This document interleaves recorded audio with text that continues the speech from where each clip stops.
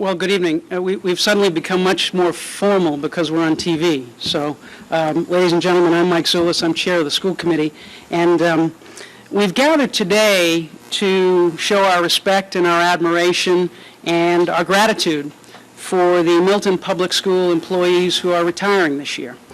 And each of our retirees have given a great gift to this community. They have helped to educate our children. And over several years, in many cases many years, and in many different roles, they have had a positive impact on our town and on our schools and most importantly on our children. Now, everyone knows that you don't go into education or work in a school district to make money. I think one of the reasons you do is to make a difference in children's lives. And each of you has made a difference in children's lives. You've taught them that they can accomplish whatever they want to accomplish. You've taught them that they could be whatever they want to be in the world. And for that, we owe you our gratitude. When thinking about this event and about showing our appreciation for all your efforts, I was reminded of a quote from the American novelist John Steinbeck, and I'm going to read this so I repeat it accurately. Steinbeck said, "I have come to believe that a great teacher is a great artist, and that there are as few as there are any other great artists. Teaching might even be the greatest of the arts, since the medium is the human mind and spirit."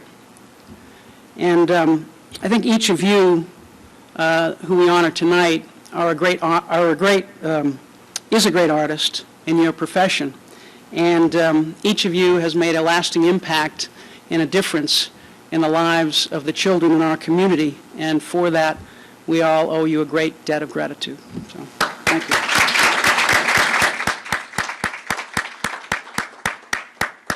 So now, I've only just met most of you, but I know a few things about each of you. And so we're going to individually give you a few words and give you a token of our appreciation. So first, it is Elaine Lovett. Elaine, if you could just stand up, please. Elaine began her career at Pierce in 1997, and she was a teacher in home economics and remained there until 1996. So that was the first 19 or so years, I guess.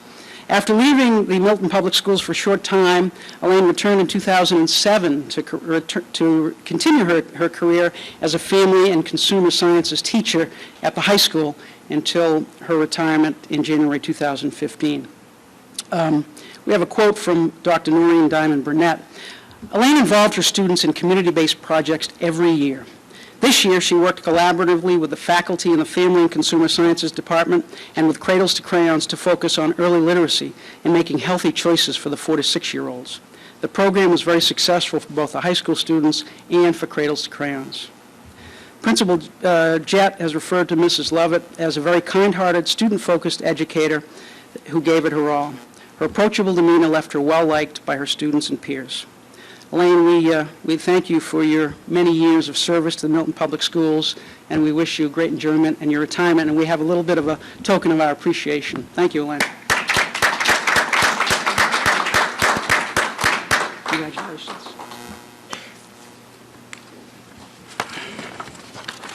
Next is Mary Lou Bradley.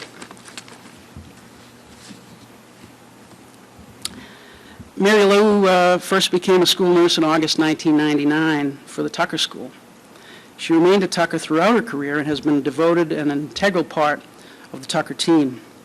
Over the years, Mary Lou has been a source of comfort to many students, parents, and guardians, and staff members. Just recently, this was quite an achievement. Just recently, Mary Lou was awarded the Norfolk County Teachers Association 2015 Honor and Service Award to recognize her success. Head nurse Margaret Gibbons was sorry to miss this event tonight, but Margaret gave us the following. "Mary Lou Bradley, 16 years as a school nurse at the Tucker School, has given more kindness than anyone could ever measure. Of course, her nursing skills are impeccable, and her knowledge of health concerns is without equal, all benefiting the students, staff, and families of the Tucker community. However, I am always impressed with her calm, reassuring kindness when I have visited her health room. Mary Lou is a special person who gives all her attention to each student who presents at her door. Each child feels so important and knows that Mrs. Bradley has helped them. They matter. Mary Lou, you are special, and I will miss you very much. That from Head Nurse Margaret Gibbons. Mary Lou, thank you for all your efforts, and we'd like to thank you for your dedication over the years.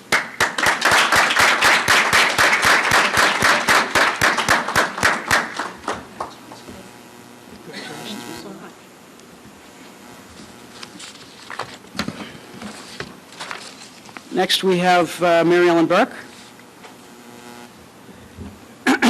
Mary Ellen began her career with the Milton Public Schools as an instructional aide in 1984.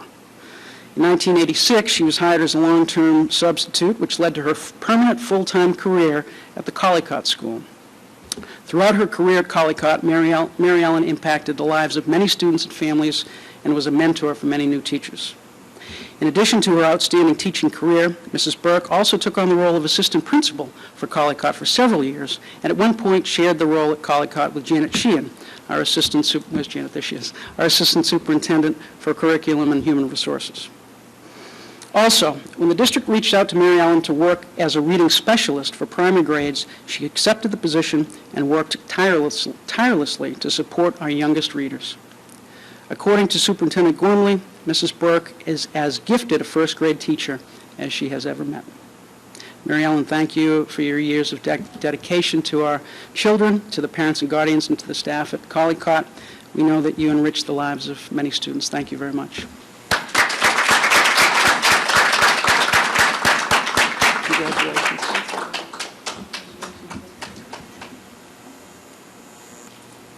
Go ahead. Go ahead.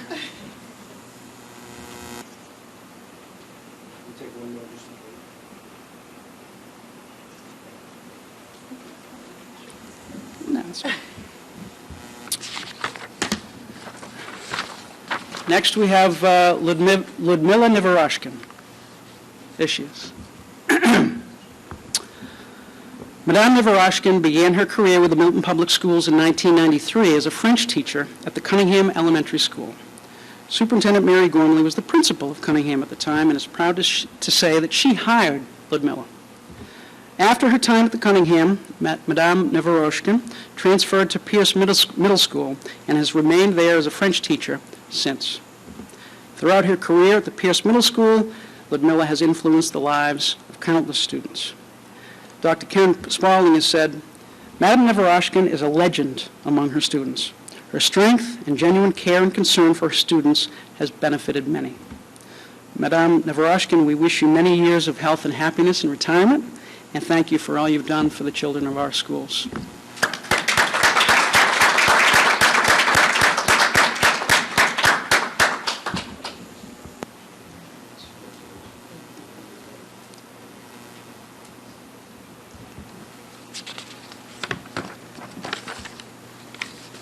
I think that's the last one. Yeah, that's the last one. So again, thank you all for everything that you've done for the school system, and thank you for attending tonight. We wish you well. We'll surely see you around town, and we wish you the best. Thank you all for all you've done. Good evening, everyone. Welcome to the June 24th meeting of the Milton School Committee. Before we get started, if you could all stand and join us in the Pledge of Allegiance. Pledge allegiance to the flag of the United States of America and to the republic for which it stands, one nation, under God, indivisible, with liberty and justice for all.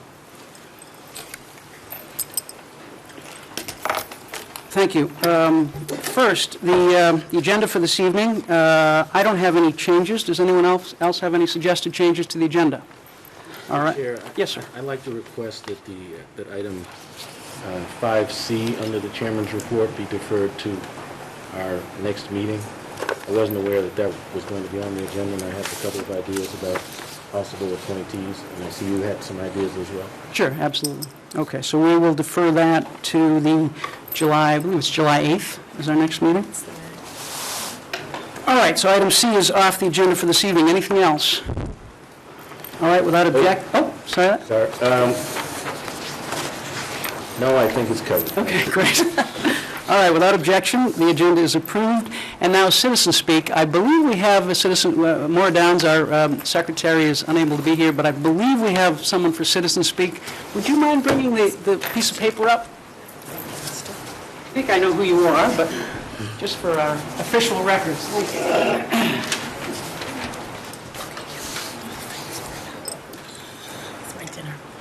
you. We have one citizen for citizen speak, Meg Castor.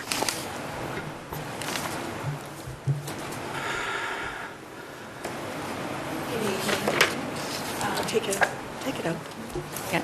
I'm Meg Castor. I'm from the Milton Foundation for Education Board, and I'm here tonight just to give you a summary of our year and to thank you and our community for all of the support that you've extended during this school year. It's been an incredible year for the Milton Foundation, as well as, I hope, our schools and our community. We kicked off the year with our annual appeal, which funds the competitive teacher grant program.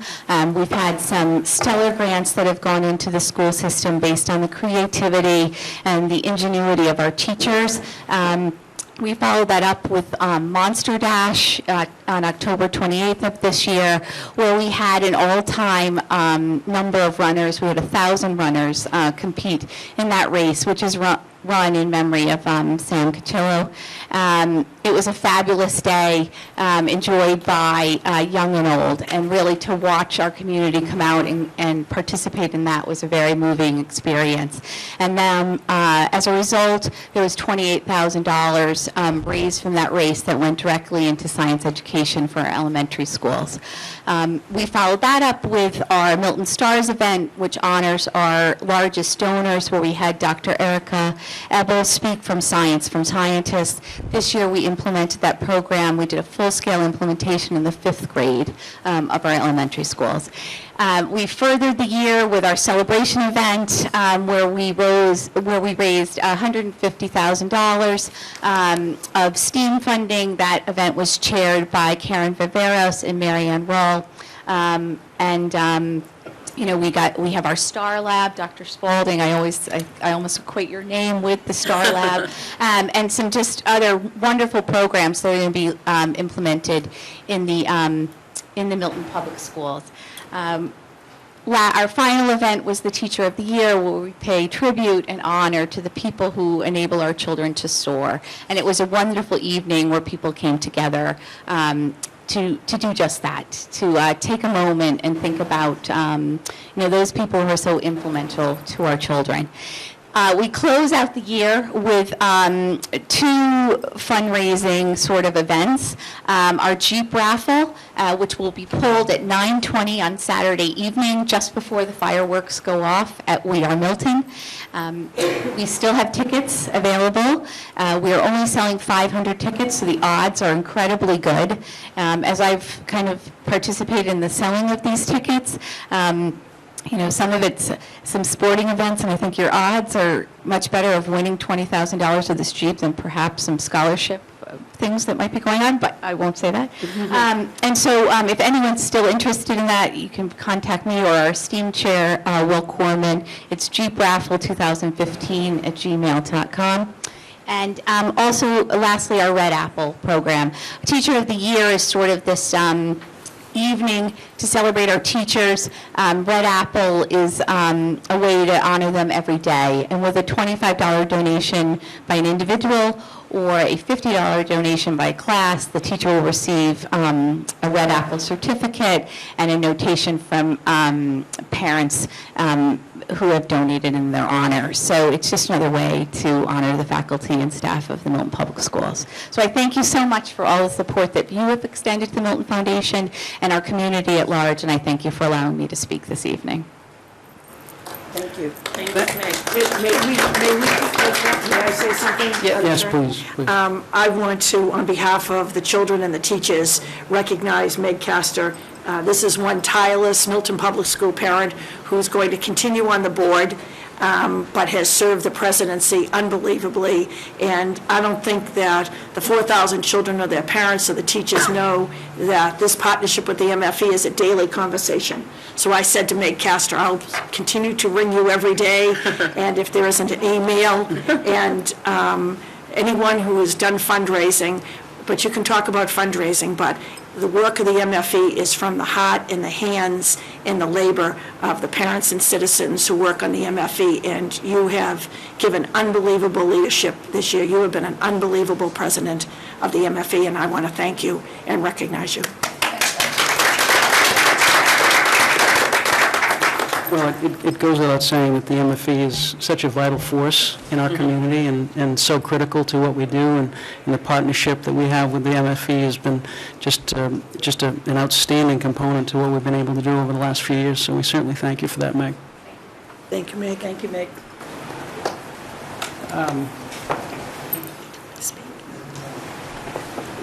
Ms. Conley, Michelle Conley wants to speak. Oh, we have another citizen speak. Michelle? Michelle Connolly. Good evening. Make sure I get this right.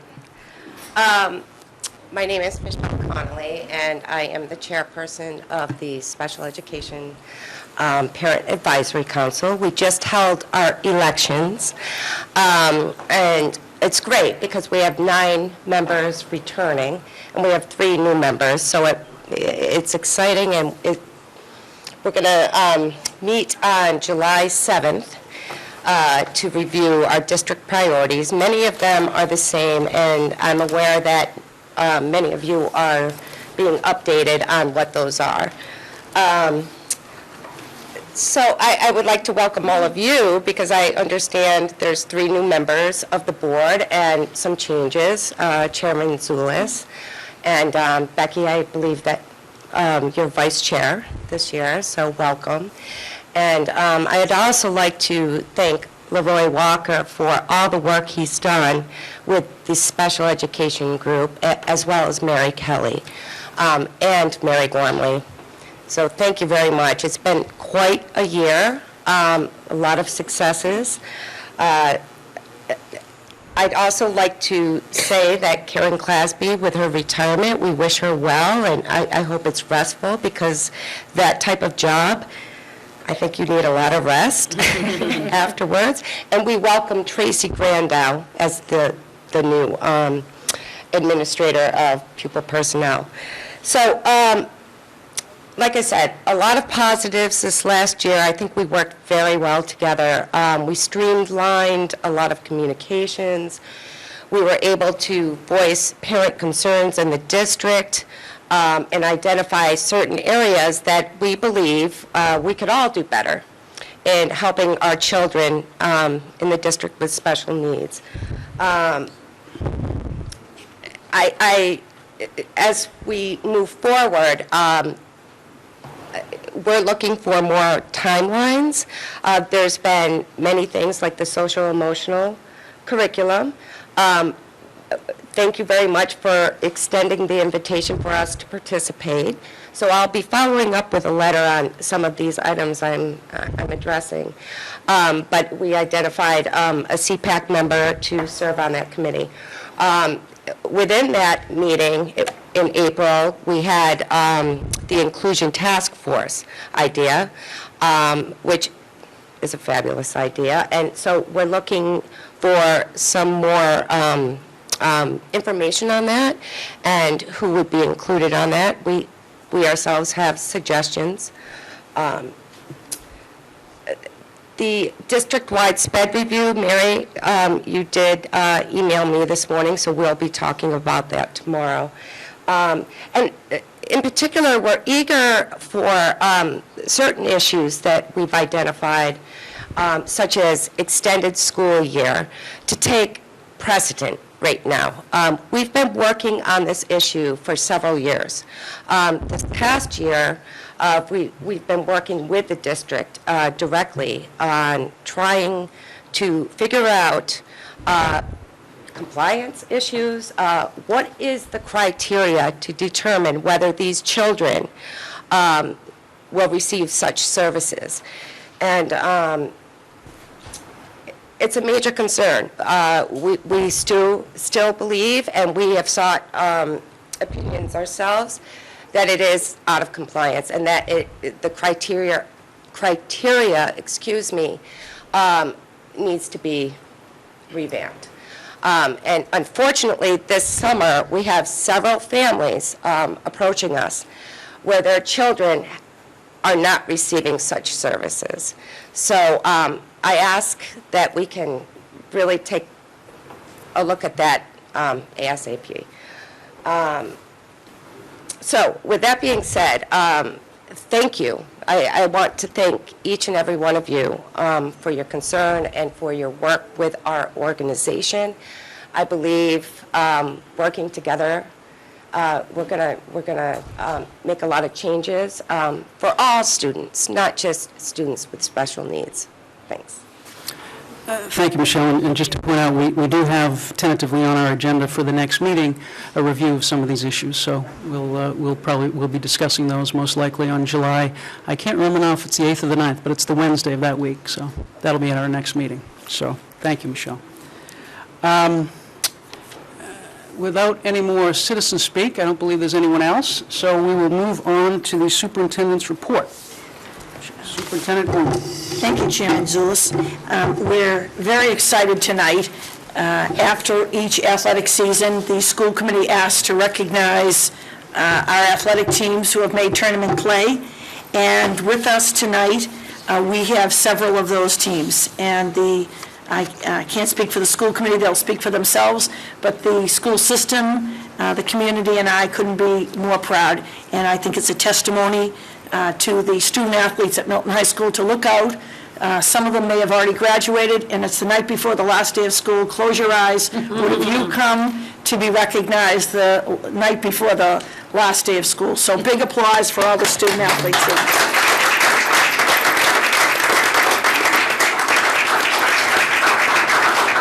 So first, I'd like to have join us at the table Massachusetts Division II State Rugby Championship team of student athletes. And with them tonight are their coaches, Joe Dolan, Ned Cochran, and if I'm missing somebody, Joe and Ned, you'll recognize them. And Mr. Cochran, if you could take that mic on the end and move it over, then you'll have two mics. You'll have a portable mic and that mic right on the table. Thank you. So I'm going to turn it over to Mr. Dolan and Mr. Cochran and these student athletes. Thank you, Superintendent Gormley. Thanks for having us tonight. Oh, really? Yeah. So here's some of our rugby players from our 2015 state championship team. We're very, very proud of them. We had a successful season. This is our second state championship in 3 years. So in 3 years, we've only lost one game, which was in the state championship again against Brookline. The last play of the game we lost. So we've had a strong 3 years. So the town of Milton has supported us. We're very thankful to the school committee, the administration, the custodians, the parents. The boosters have been tremendous. We've got a great bunch of student athletes behind me here. We've got a strong coaching staff. So I couldn't be more proud of these kids. Every year it just gets a little bit more exciting, and we'd just like to thank the town of Milton and the community for everything you do for us, and we try to leave it all out in the rugby field for you guys. So thank you very much. Thank you. Thank you. Thank you again, and you know, 5 years ago, some of you went on a little bit of a limb to try and recognize and help us grow this program. We started the first year with, I think we had 21 kids who played at least one game. I think we averaged about 12 at practice, and 18 played more than one game. This year we had 52, including 12 freshmen. No one misses practice, because if you miss practice, you don't play in the games. We were undefeated, with the exception of one JV game where we played one of the best Division I teams in the state and lost to them in a close game. So our captain for this year was Matt McCarthy, who is going on next year to St. Bonaventure with a rugby scholarship. Colleges are now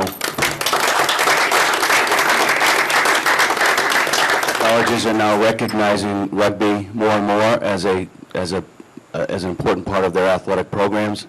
Our captain for next year is Myron Stovall, who will be a senior.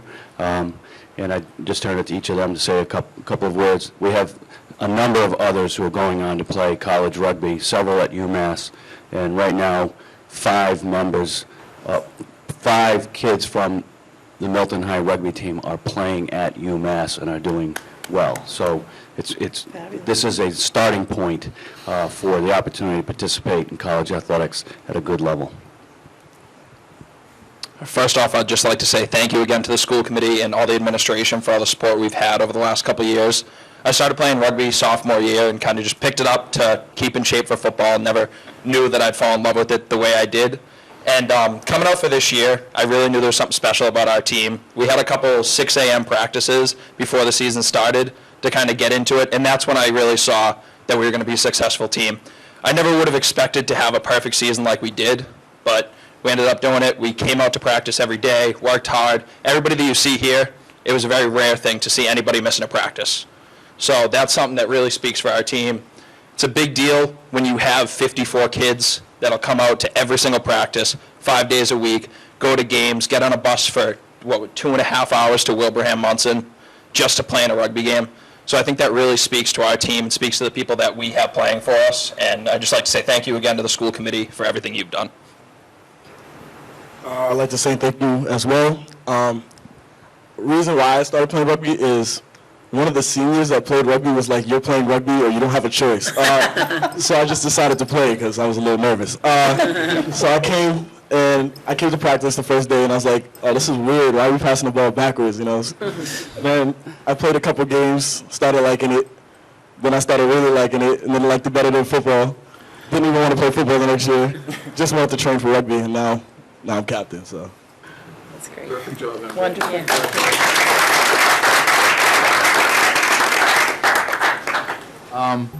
So, any other players want to say something? Anything special from Cookie? Yeah. Cookie? So as he said, I'm Cookie. I learned a couple things from rugby. You know, it's a lot of fun. It's a lot of dedication into it, and it's a lot of hard work. But thanks to these wonderful coaches we have, we got through it, and thank you. Oh, Mr. Kennedy. I'm Dara Kennedy. It's been an honor to play here since my freshman year, even though I broke my foot after the captain broke it on my first preseason practice. But it's been an honor to be coached by amazing coaches, and with the thanks of you all helping us turn it from a club to a sport. And just look at how far we've gotten. It's been amazing. So thank you. Thank you. You're welcome. So, we'll take a few questions that we don't want to take up your whole night. Any Any other members? Yeah. Kristen? I don't have a question, I have a comment. I remember 5 years ago when Mr. Corcoran came. Joe, you weren't with us on this yet, were you? Oh, yeah. You were here 5 years? Okay, sorry. Anyway, when you both came and talked about making this from a club to a team, and both know how much I support the athletic programs, but I have to say that I was one of the ones who said, oh, I don't know, can we really support this? And I'm glad to say that I was wrong. I'm really glad that the rugby team has done as well as it has, and I'm so impressed with you guys for doing this. And, Ned, as a volunteer who I've known forever doing volunteer things, it's really impressive that you guys have stayed with this and expanded it the way that you have. Thank you very much. So I appreciate it. Thank you. Thanks. It's a great bunch of guys, it really is. And that, if they weren't such a nice bunch of gentlemen, we wouldn't be winning the way we were. And a lot of respect, and so I give a lot of credit to the student athletes in a lot of different ways. I would make one other comment, and Joe has consistently received comments from parents and coaches of other teams to how we host them when they come here. There's a tradition in rugby that you don't just get on the bus and go home. You get together, you socialize, you spend time with the other team, you get to know the other team. It's an important tradition worldwide in the sport of rugby. And with the help of parents, Erica Donahue, Mrs. Kennedy, and others, we serve food after every game for the other team. That is unusual in high school athletics, but it's something that every other team has recognized. It's something that I think brings credit on the school, on the program, particularly on Joe, who has implemented what his experience, my experience have been through our years of rugby down to this level, and introduced the broader elements of the game of rugby and the sport of rugby, what that means from a sportsmanship perspective. Mr. Walker. So first to the coaches, I think we're incredibly impressed with how far this program has come and over such a short period of time. So we're very proud of that. You should be very proud of that. But the thing that's even more apparent, and I think the contribution that is even more significant, is that it's clear that in addition to building championship teams and strong athletes, you're building strong young men who will be better citizens of the world for the experience that they've had with you and with this team. In the long run, that's an even more important contribution that you've made. So I was there at the beginning. I went to one of the early fundraisers. I still have a shirt that I'm able to wear to each of the championship games. So that brings me to the championship games. So I was there last year, and that was a tough one. It was a real battle. It was back and forth. And, you know, there was a moment close to the end of the game where I thought we had it, and then we didn't. So it was a tough one. I was back this year, and first half was a slow start. And there was a Brookline parent that was particularly loud and particularly obnoxious. And I'm saying to myself, would someone please shut him up? But nobody had to do that because, you know what? You guys shut him up. And by the end of the first half and all throughout the second half, he was quiet as a mouse. And that's because you guys dominated. So what a game. I'm proud of all of you. Thank you. So the only thing I'll say is that 30 years ago, I was a very mediocre prop for a small Division III college, and I still remember, though, the pain that was inflicted on me by schools like UMass and St. Bonaventure. So I wish you all well. To those of you who are going to UMass and St. Bonaventure, good luck in inflicting pain on my Division III brethren going forward. Thanks. Thank you all. Thank you very much. Next, we'd like to invite up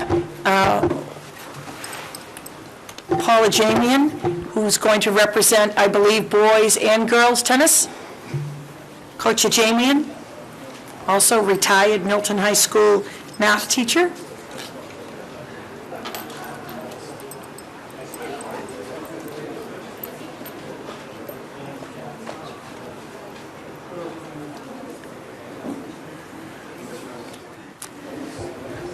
So my instructions are that you're going to take over both roles for Liz Mercer and yourself.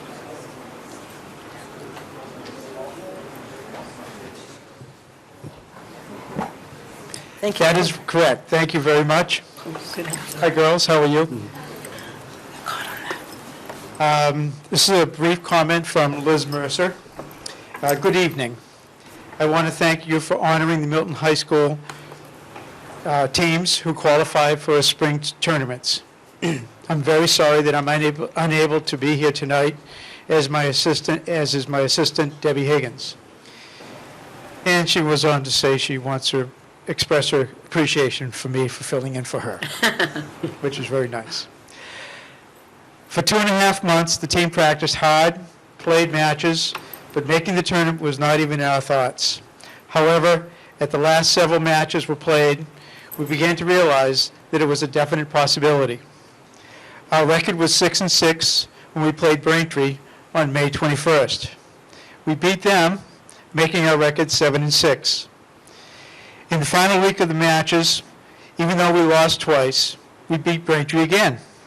With a final record of 8-8, we made the tournament, much to everyone's excitement and happiness. With Olivia Johnson, Maddie Hoy, as co-captains. The varsity played hard against Falmouth in the first round. We lost, but Debbie and I were very proud of everyone. 23-member team, varsity and junior varsity, was a very cohesive group of girls, and the remaining 16 have a good start towards next year's season. Again, thank you for your recognition. Sincerely, Liz Mercer, Coach.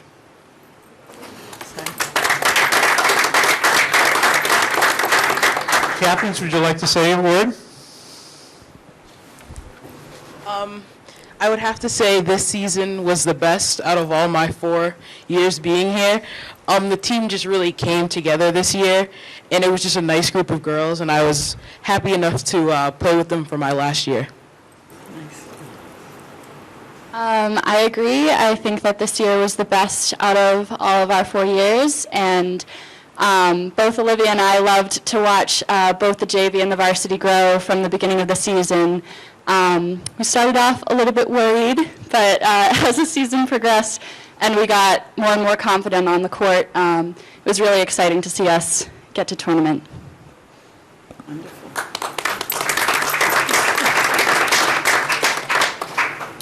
Would any of the other ladies like to say anything? New captain, captain-elect? I'm just excited for next year to see all the new girls and watch them grow. I'm going to grow too as captain, so new leadership will be nice. I know how hard it is to win in the Bay State League, girls. Congratulations. I know it was a tough season. You did a great job, so congratulations to all of you. I think Ms. Varela has a comment.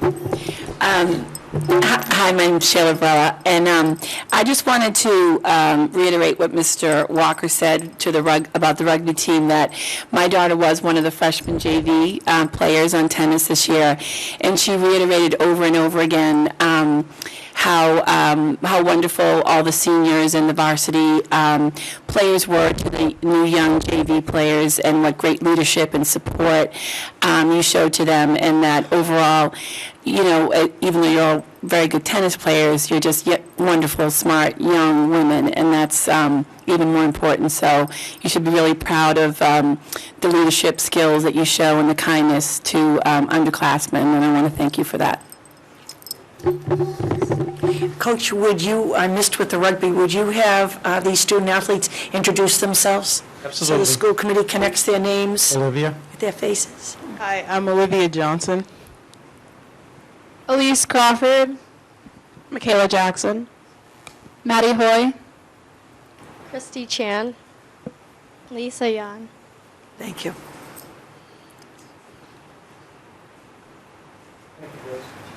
Thank you very much. Any other questions? Patty, would you hold on for just a moment, please, while the boys come up? Thank you. Thanks, girls.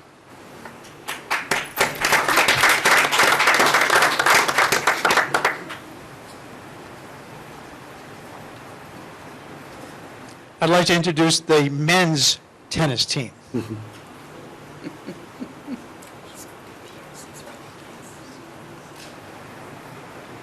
I asked Maddie to stay here just for a moment. Maddie and Sean Ning Park won the second annual mixed doubles tournament this past week. So I want to congratulate both of you. Is this your second year in a row you won it? No. No. Sean, 2 years in a row? Yeah. He can't remember that far back. Thank you, Maddie. Thank you very much. There's an old saying in tennis that depth is king.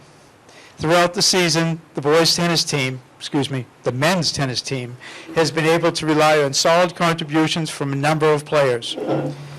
The team had strength at the top, strong senior leadership, tri-captains who led by example on a daily basis, and down the line, up and down the line, they were a consistent group of boys working hard all the time. This all resulted in a strong push to make this year's MIAA state tennis tournament.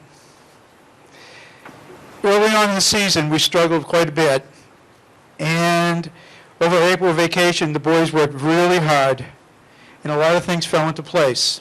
especially at doubles, first doubles and second doubles. The doubles teams demonstrated consistent improvement by mid-season.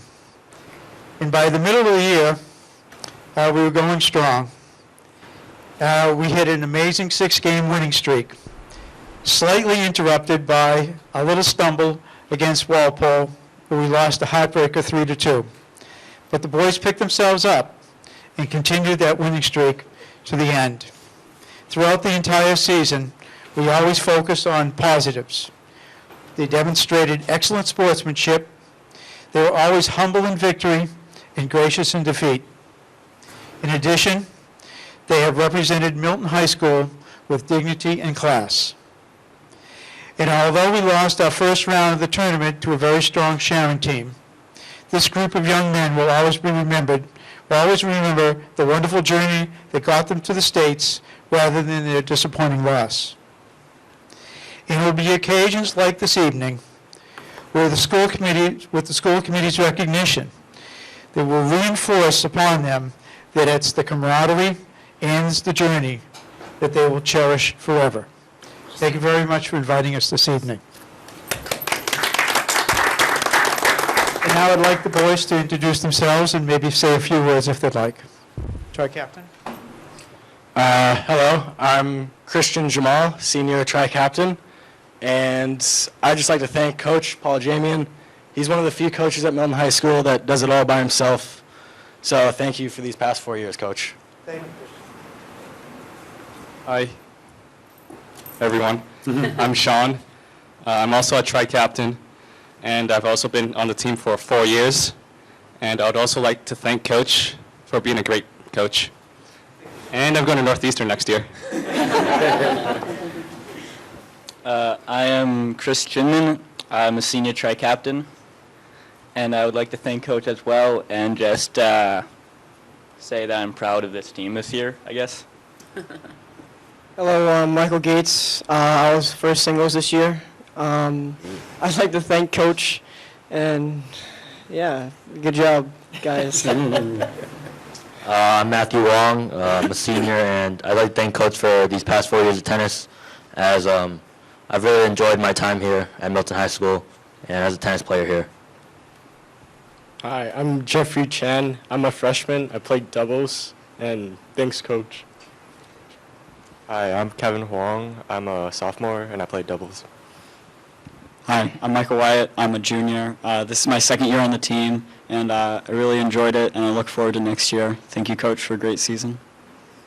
Thank you, young man. Good job.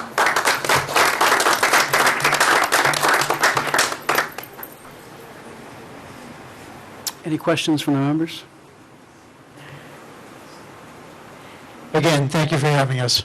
Thank you, Coach. Thank you. Thank you, men. Paul.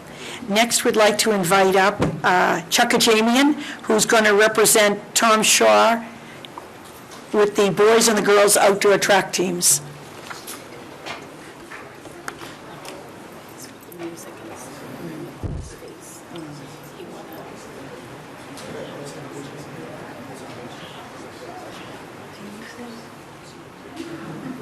Thank you, Chuck.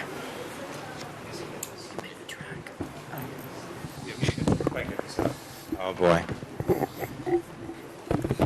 First, I'll talk about Hannah. I've seen Hannah run for 4 years, Hannah? Yeah. And Hannah puts every ounce of effort she has into everything she does. Every practice, from the fall, the winter, and the spring. And if you want to see a student athlete, this is Hannah right here. I have not coached her, but I've witnessed as a coach, I've witnessed the effort she puts in. And I just am amazed at all the effort she puts in. This was probably the best track season in my 4 years at high school. We finished with a 4-1 record, which is the first time we've had a winning record in my 4 years. And we also finished third at the state meet, and it was a really successful season. Anybody have any questions for Hannah? There you go. Ms. Padera. Hannah, what events do you do? I did /2 mile. Oh, distance running, my favorite. And so you said you guys placed third in the state? Yeah.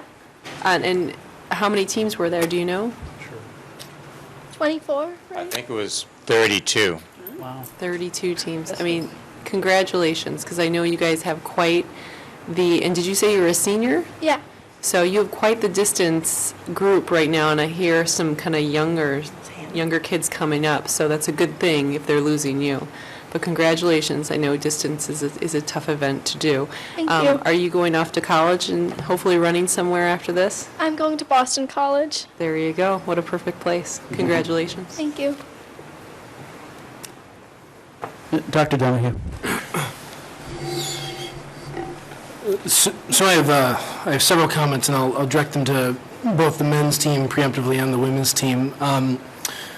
Track and field has always had a special place in my heart for two reasons. One, it's an individual sport, yet it's a team sport, and I think there's a lot to be learned there. And as we've heard, from numerous teams that have come before you, the emphasis on sportsmanship and teamsmanship that is sort of runs through the Milton Athletics program, really you can sort of see it come to fruition in both the team aspect and the personal aspect. It also affords you the chance to both challenge yourself as an individual and as a teammate, which is important in life in general.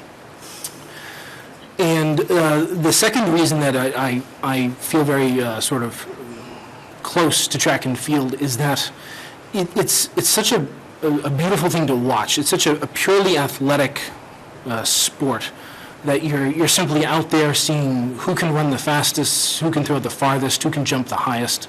It's a tremendously pure form of athletics, and I hope that you all take that with you as you grow and you mature and you move on in life, and you take that athleticism with you and continue to be active, to be an active person. Thank you. Thank you. No, I'm good. Okay. Thank you, Coach. It's another, Thank you, Hannah. Oh, I think the boys. yeah, the boys. Oh, excuse me. Now I have the pleasure of these gentlemen here. As a season, we were second in the Division II relays. We were fourth in the Division III state. But these gentlemen here are extraordinary. And there's one missing, David Perkins. Right here. We have Kobe Osesi, David Perkins, and Ludwig Frederic. No, missing Derek Perkins. And these guys are one of the top relay teams in the state. We lost by .03 in the all-state meet. I can show you the film for the New England meet that we had second to the final leg, but we didn't get it around.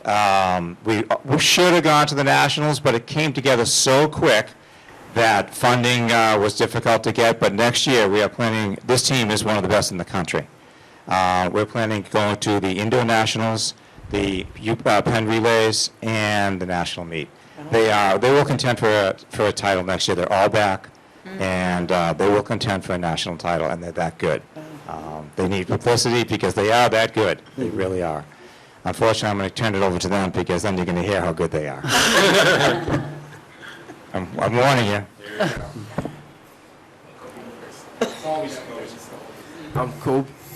I'm Kobe. I just want to say thank you to my coach for pushing us every single day after school, even though we were in pain. And it was a crazy season. We broke a lot of records, and I hope we could break more next year. Our own record. A long time. They broke the 4x1 record 3 times. This stood for many years, and they broke the 4x2 record that stood for 10 years. I like the song. Yeah. I'm David Perkins, senior captain, and looking back on this season, I'll call it an overall success. This is me, my brothers, and Ludwig's first year doing track, and to go as far as we did was a real accomplishment, it being our first year and everything. So having all of us return next year, it's kind of like a bright future for us, and there's a lot of untapped potential. No ceiling to what we can do. That's really it. That's great. I'm Ludwig Frederick, and like David said, senior captain. And all ticking right now. And looking back, I say it was a really good season. We did it on sheer talent and with hard work. I think we can go further. And yeah, that's it, I guess.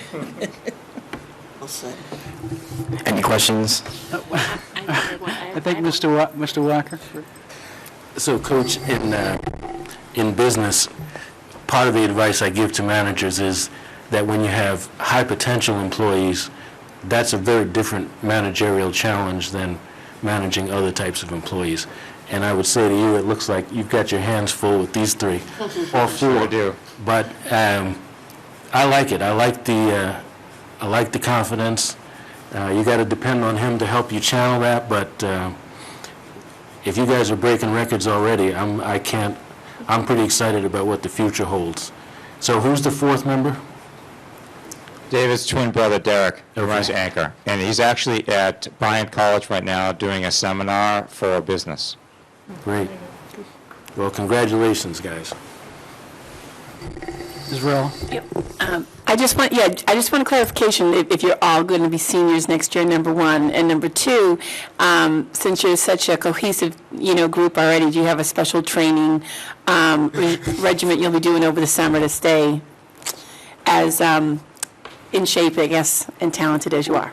All right, so me, my brother Derek, and Ludwig Frederick, we're all seniors next year. And Kobe Osazi, he's going to be a junior next year. And as for our workout regimen, we're going to put in some work, of course. Yeah, I'm just going to put it at that. Okay.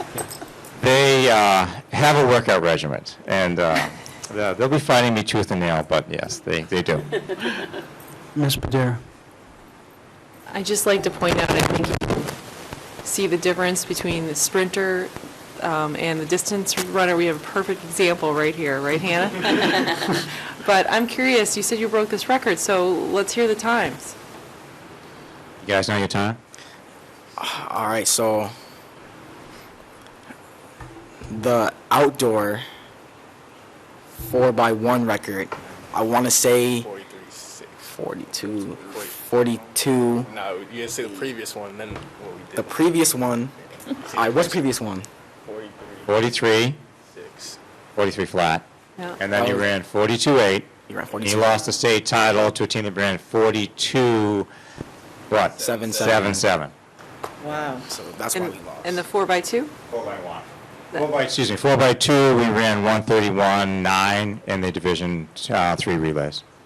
Okay, and so you said that the student that's not here, he's the anchor? He's the anchor. Who's the anchor. Who's the starting leg then? Kobe. I It goes could have Kobe to guessed it. David. It goes like this, and my brother. That's right. It's perfect. Good job. I look forward to catching this relay next year, because now that I know it's out there, I've got to come by and see that.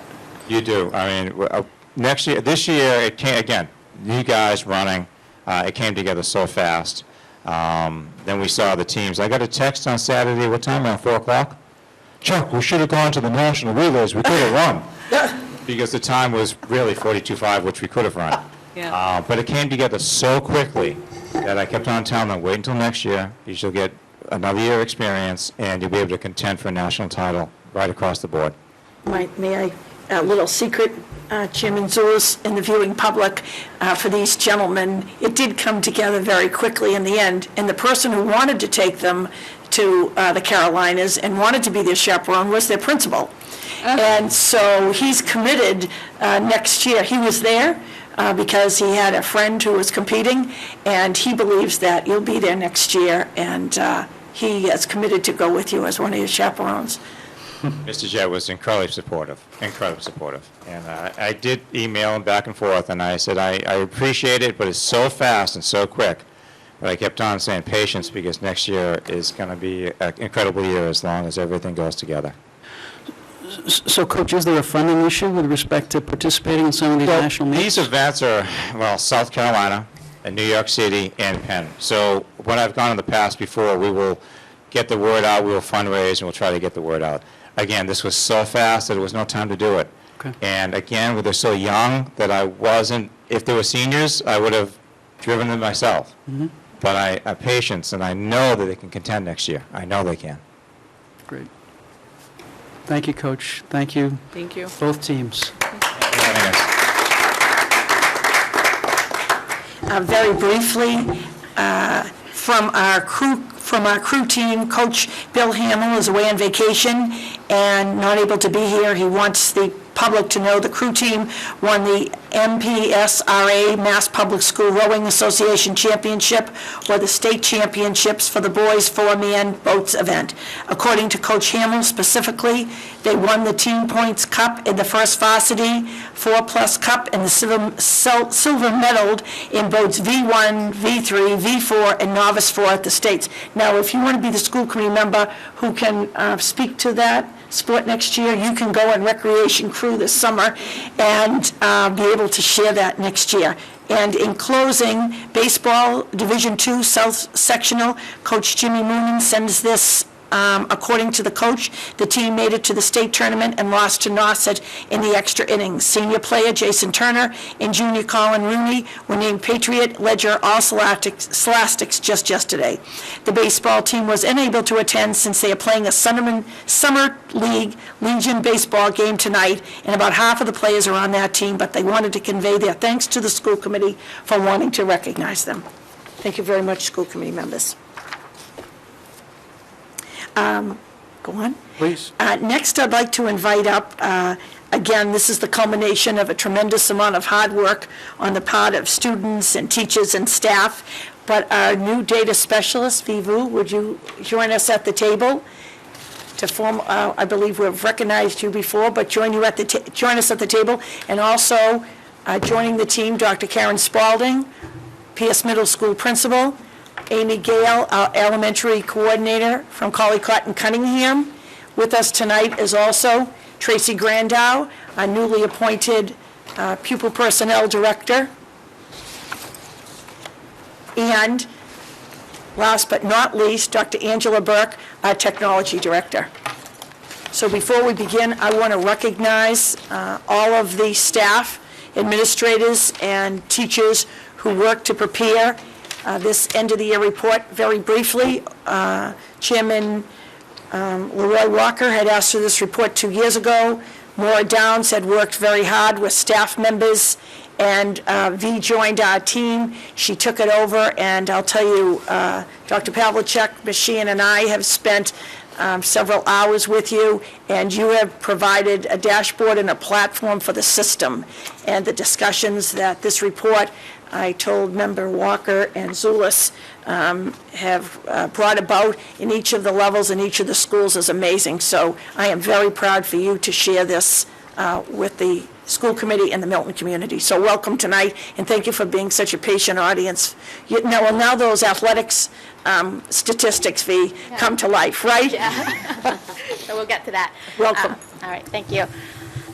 So thank you again for giving me the opportunity to be in front of you to present some of the data about our school district. So this is the culmination of my work for the past 3 months since I was hired, so I'm very proud to be able to share this with you as well.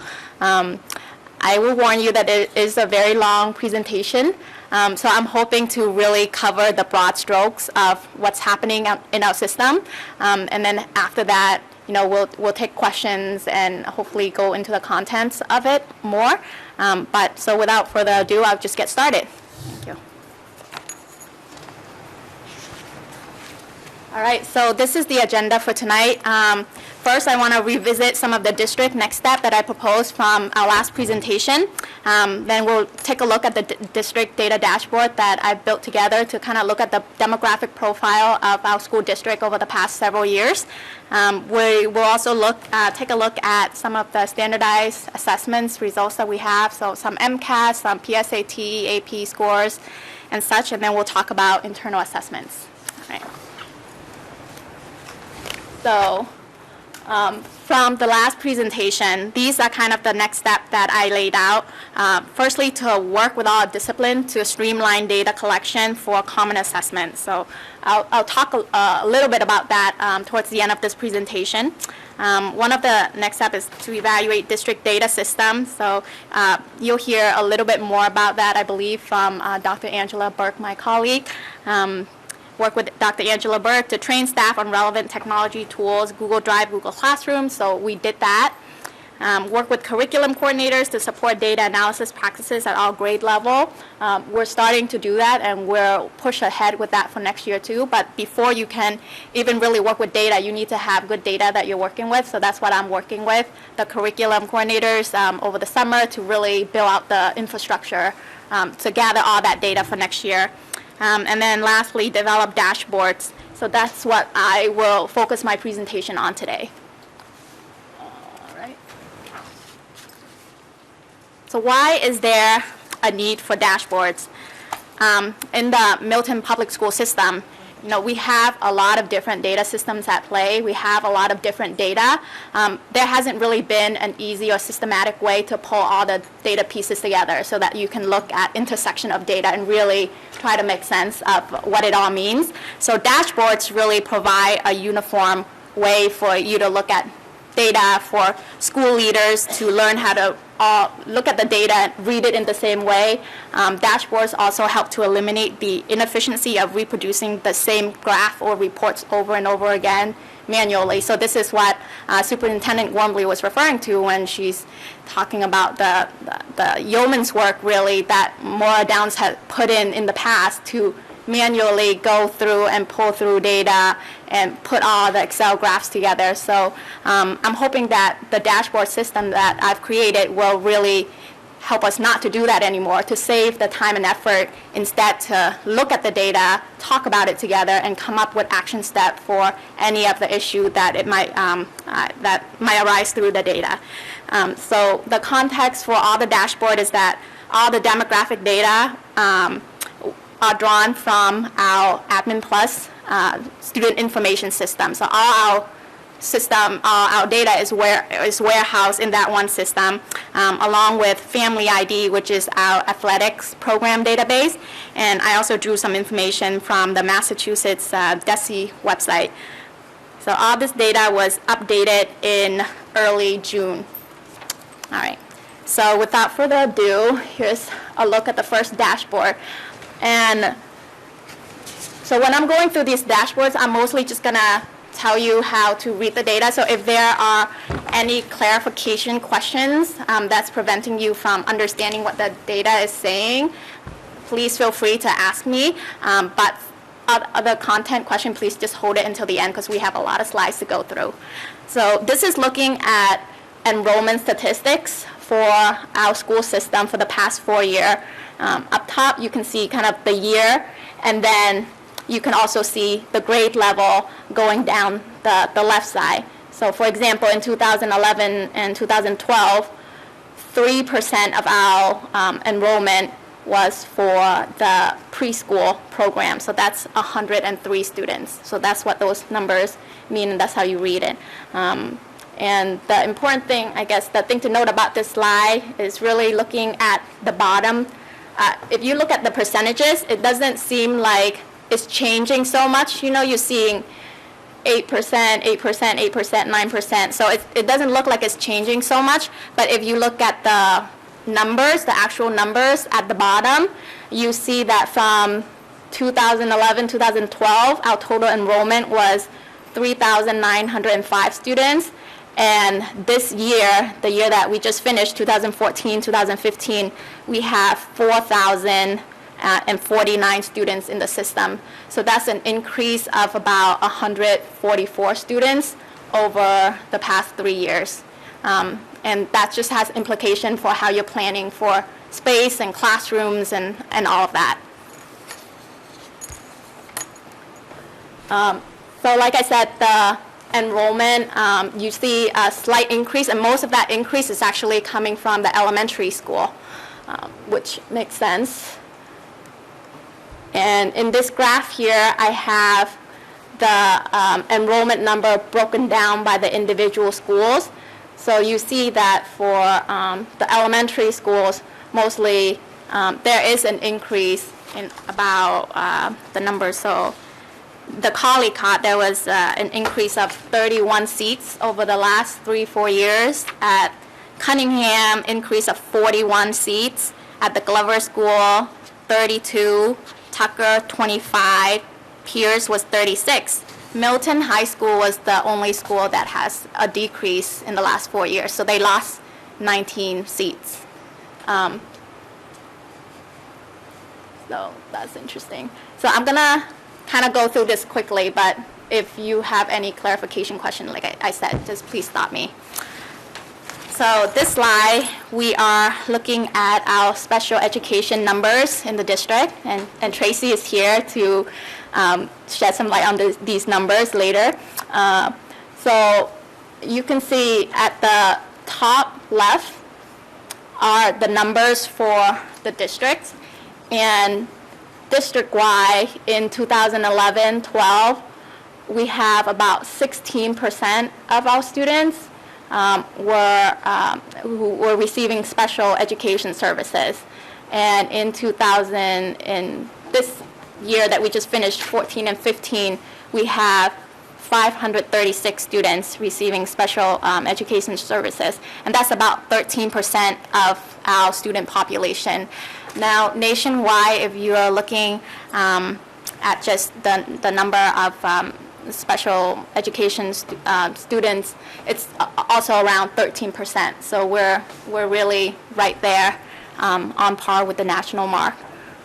At the bottom, you see the breakout by each different school as well. So you can kind of see the percentages changing a little bit at some of the schools.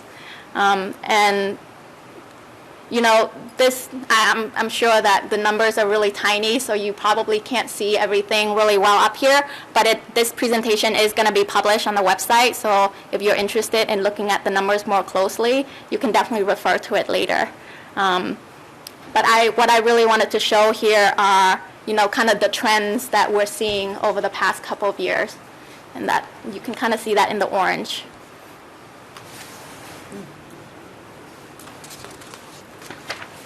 So this is the dashboard for our ELL students, our English language learners. They make up about 1% of our student population, so we don't have a lot of those ELL students in the district. Part of that is, you know, we might have more students at the beginning of the year, but as we're providing services, they might be testing out of the program, so that could account for the numbers too.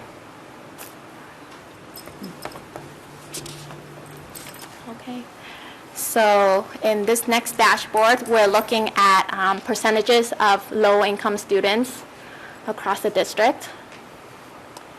Again, the top 4 bars really represent the district number, and then the breakdown by each different school is at the bottom. And district-wide, we have about 13% of our student population who are low-income. And this low-income data, I pulled directly from the data that we submit to the state. The state, however, is going to a new designation for calculating what they call economically disadvantaged students. So this year, starting this year and in the future, they'll no longer be using low income as a term. They'll be using a new measure, the economically disadvantaged, and what that really means is they are just pulling directly from state databases, from SNAP databases, TAFDC, from Mass Health databases to identify students who are low income. So, you know, presumably in the future, our economically disadvantaged numbers will be lower, a lot lower than what we have here for our low-income numbers.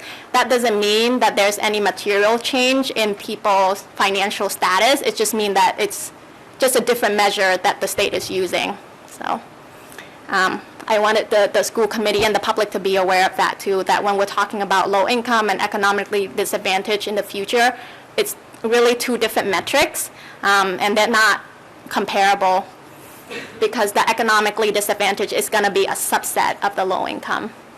Yeah.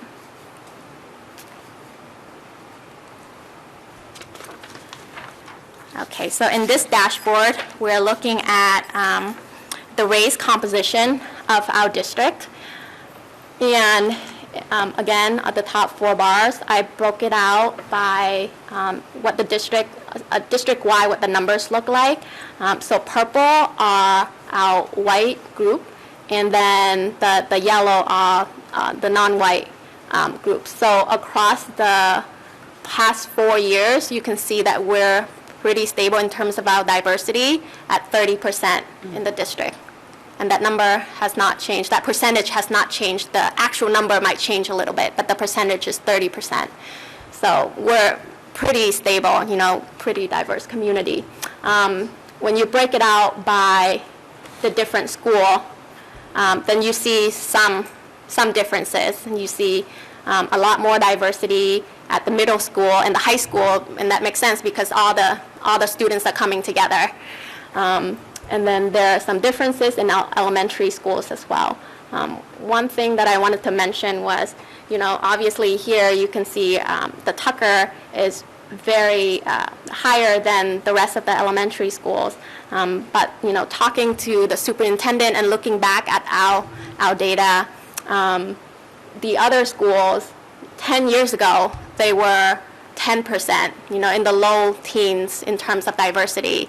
And over the past 10 years, the superintendent and the district has really focused on this issue, and you can see the percentages starting to creep up for a lot of our other schools, and that, I think, is a great asset for us. We have this diversity in the district, so how do we figure out how to make sure that it's present at all our school? So this is an important slide. In this slide, I broke out the different racial groups at our district. So in our district, we have 16% of our students are African American. We have 6% who are Asian, 4% Hispanic or Latino, another 4% who are multiracial, and then 70% of our students are white. And then you can see down at the bottom the breakout for each of the individual school as well. On the top right-hand corner, I did an analysis of the intersection of race and low-income students and kind of overlay those two elements together to give us a better picture of you know, race and low income and how does that intersect. So in our district, of all the African American students, 41% of them are low income. 21% of our Asian students are low income. 37% of our Hispanic or Latino students are low income, and then 18% of our multiracial students are low income. And only 4% of our white students are low income. So, you know, from this chart, you can definitely see that there's a discrepancy, there's a difference between the different groups here.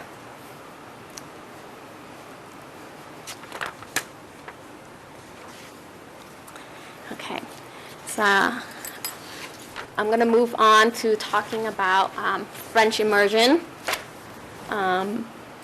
So the four big bars, again, represent the district number, and this is looking at French immersion for the whole, I guess, the whole grade spectrum, excluding pre-K and kindergartens because they don't have the French program there yet. So 40%, 37%, 38%, 40%. So district-wide, it seems like we're pretty stable at the 40% mark. In terms of looking at the racial composition of the French immersion program, you can see 13% of all African American students in the district are in the French program. 21% of Asian students are, so on and so forth. And then you see 49% of white students, so almost half of our white students are in the French immersion program. So down at the bottom, I just pull out a point, which is 201 out of our almost 1,400 students in the French immersion program, or 14% are minority students. And just a reminder that the minority students actually compose of about 30% of students in the district. So there's a difference there that we need to look at. And then in terms of low income and French immersion, for all the non-low income students, 44% of them are in French immersion. And for all low income students, 13% of them are in French immersion. And when you break it out a little bit more and look at the number of low-income students in lieu of the total number of students in the French immersion program, you see that that percentage is very low. And I mean, depending on what you want to do with the program, you also have to think about when students get to enter the French program, which is in first grade, And so if I go on to this next slide, you can see the breakout by elementary schools, the middle school, and the high school. So the orange part in the elementary school represent the percentage of students who are currently who were in the French immersion program. And for elementary school, it went from 49% in 2011 and 12 down to up to 53% in 2012-13, 53% in 2013-14, and then we're back down to 46% now in 14-15. And then you can also see the breakout of French, of students in the French immersion program by the different schools at the very bottom. All right. So I know I'm going through this very quickly, but I just want to give you an overview, then maybe we can talk about it. So district, staff, and race. The staff that I'm reporting here are only the staff that were required to report to the state. So the staff that are counted here do not include custodial staff, after-school staff, food services staff, or athletic staff. So the rest of the other staff we're looking at teachers, we're looking at aides, we're looking at administrators, and the blue is a percentage of our staff who are white, and then the orange are a percentage of our staff who are non-white. So you can see that we're also around 7% in 2011 and 12, 6% in 12-13, 7% in 13-14, and in 14-15 this year, we're at 8%. And the bottom is the breakout by the different school. And you can see in the middle school and the high school, we have more diversity on our staff.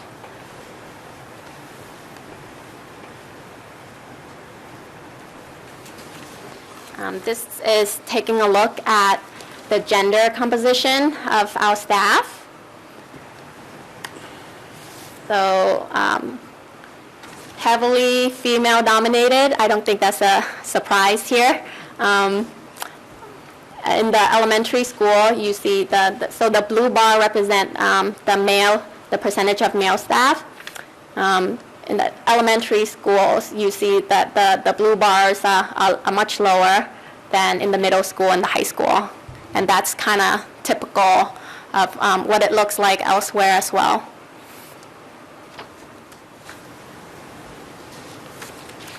Okay, so now we're on to our graduation rate and this is looking at not this year's graduation rate, but the 2014 cohort, so last year's senior.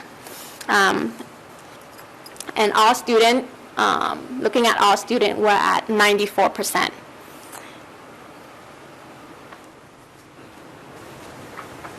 And I thought looking at our college going rate is also important in tandem with looking at our graduation rate.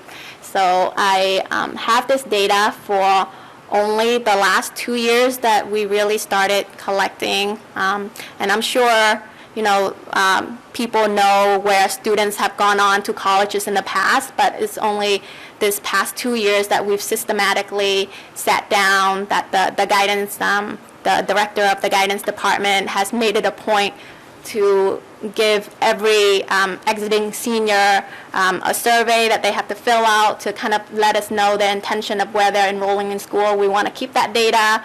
We really want to make sure that any improvement that we can make on that data, so we're asking them for that survey at the end of their years here at Milton Public School. So I'm breaking this data up by the types of colleges or post-grad career option that students are opting to go into. So the first bar is representing 4-year colleges. The second bar is 2 years colleges. Then we have a number of students who are going to military, a number going to technical trade school.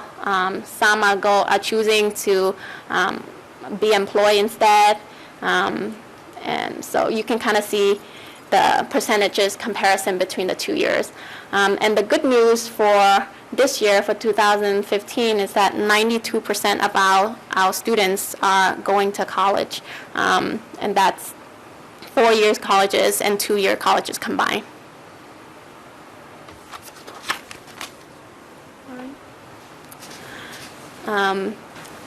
In this slide, breaking up the college matriculation stats up by race. And you can see the blue bars are our white students, and then the green bar up at the very top, our African American students. Next is the light green is our Asian student, the yellow is our Hispanic student, and the light yellow is our multiracial students. So looking at this, what you really want to see is a mirroring. 36% of our non-white students are going to 4-year colleges, and that's really good news because in terms of the total graduating class, 39% of our students are non-white, and we have 36% going to 4 years colleges. That's great.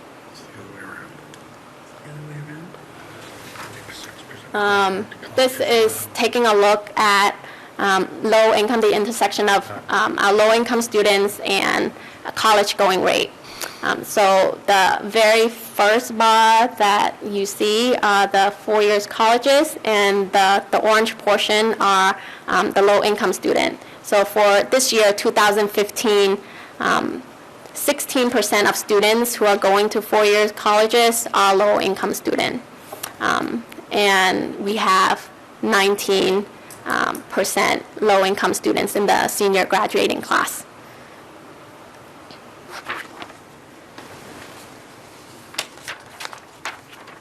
This slide is helping us take a look at gender and how that play out in the college going rate. So in this year, 2015, 39% of our students going to 4-year colleges, boys, are male, and they make up 45% of the graduating class. So that statistic is a little bit low because there's a 6% difference between the boys' composition of the entire graduating class versus how many are going to college. So that's something that I know that our guidance department will kind of continue to monitor and look into. And the other thing that I want to say is, we only have 2 years worth of data here, so we can't really infer that there's a trend yet. Maybe there's just more boys this year and they don't want to go to college, they want to get a job, they want to go do other things instead. So this is why keeping data is important, because when you keep data year after year, then you can really build up to see if there's a trend in what's happening with your school system. Okay, so speaking of athletics, I know that we had, a great event earlier in the night honoring all our student athletes. So this is looking at some athletic stats from this year. On the top bar, the dark blue, what you see is a breakout of race groups within Milton High School. So 20% of our Milton High population are African American, 6% are Asian, 4% are Hispanic or Latino, another 4% are multiracial, and 62% of our Milton High student population are white. And for this year, in terms of sports participation, the breakout by the different race group, 17% of all students who participated in sports are African American, 6% who participated are Asian, 69% of students who participated are white. And then at the bottom, I made a chart that kind of compared the ratio of student athletes in each of the race groups that we have in the school system. And the good news is overall 65% of our Milton High School student body play sports. And this could be one sport, two sports, three sports, but 65% of our students are getting exposure to our great sports program here.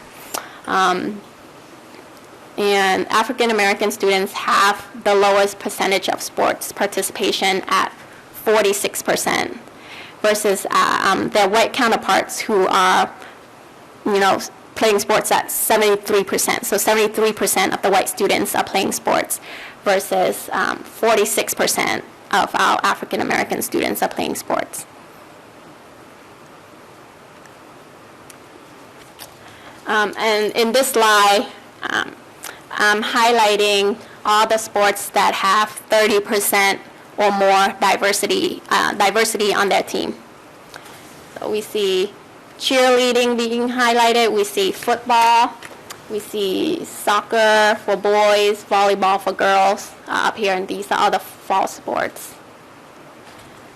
In the winter sports, you see basketball for boys, cheerleading, indoor track. All these sports have 30% or more diversity. So in the spring, outdoor track, our rugby team, our tennis team for both boys and girls.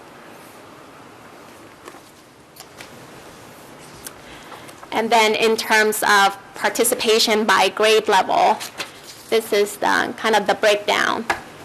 For the fall sports, winter sports, and spring sports, and you can kind of see the grade level at the bottom, and you kind of see a decline going from freshman year to senior year, and that's because, a freshman, I think we have a dedicated freshman sports team that freshmen can play on, and then as they progress in their sports career, then they have, the JV hurdle to get through, the varsity hurdle to get through, so that kind of weed out some students. Okay. So now I'm going to go on to talking about our standardized assessment data, and this is the MCAS. So for this, this is data for spring 2014. And overall, Milton Public School has consistently outperformed the state on all the MCAS, actually, as you'll see in the next couple of slides. For ELA in particular, we're at around 80% of our students are scoring proficient or above. In math, same story, we're about 80% of our students scoring proficient or above.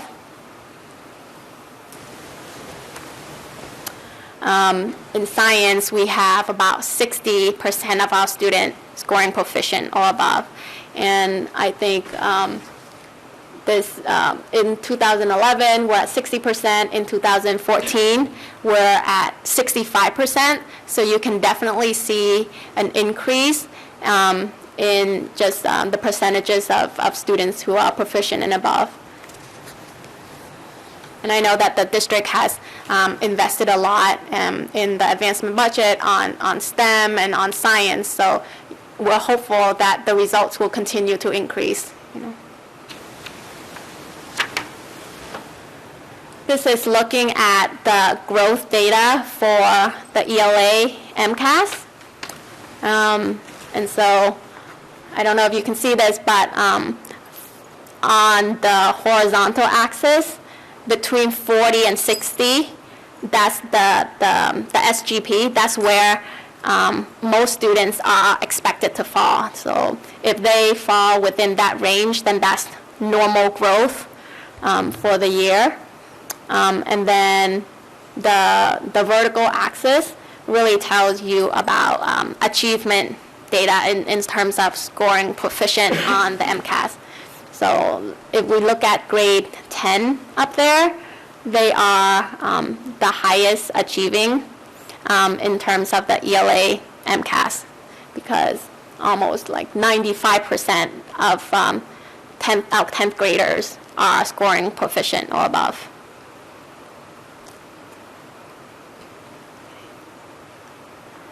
So this chart gives you more specificity. I'm going to go on to the math SGP chart.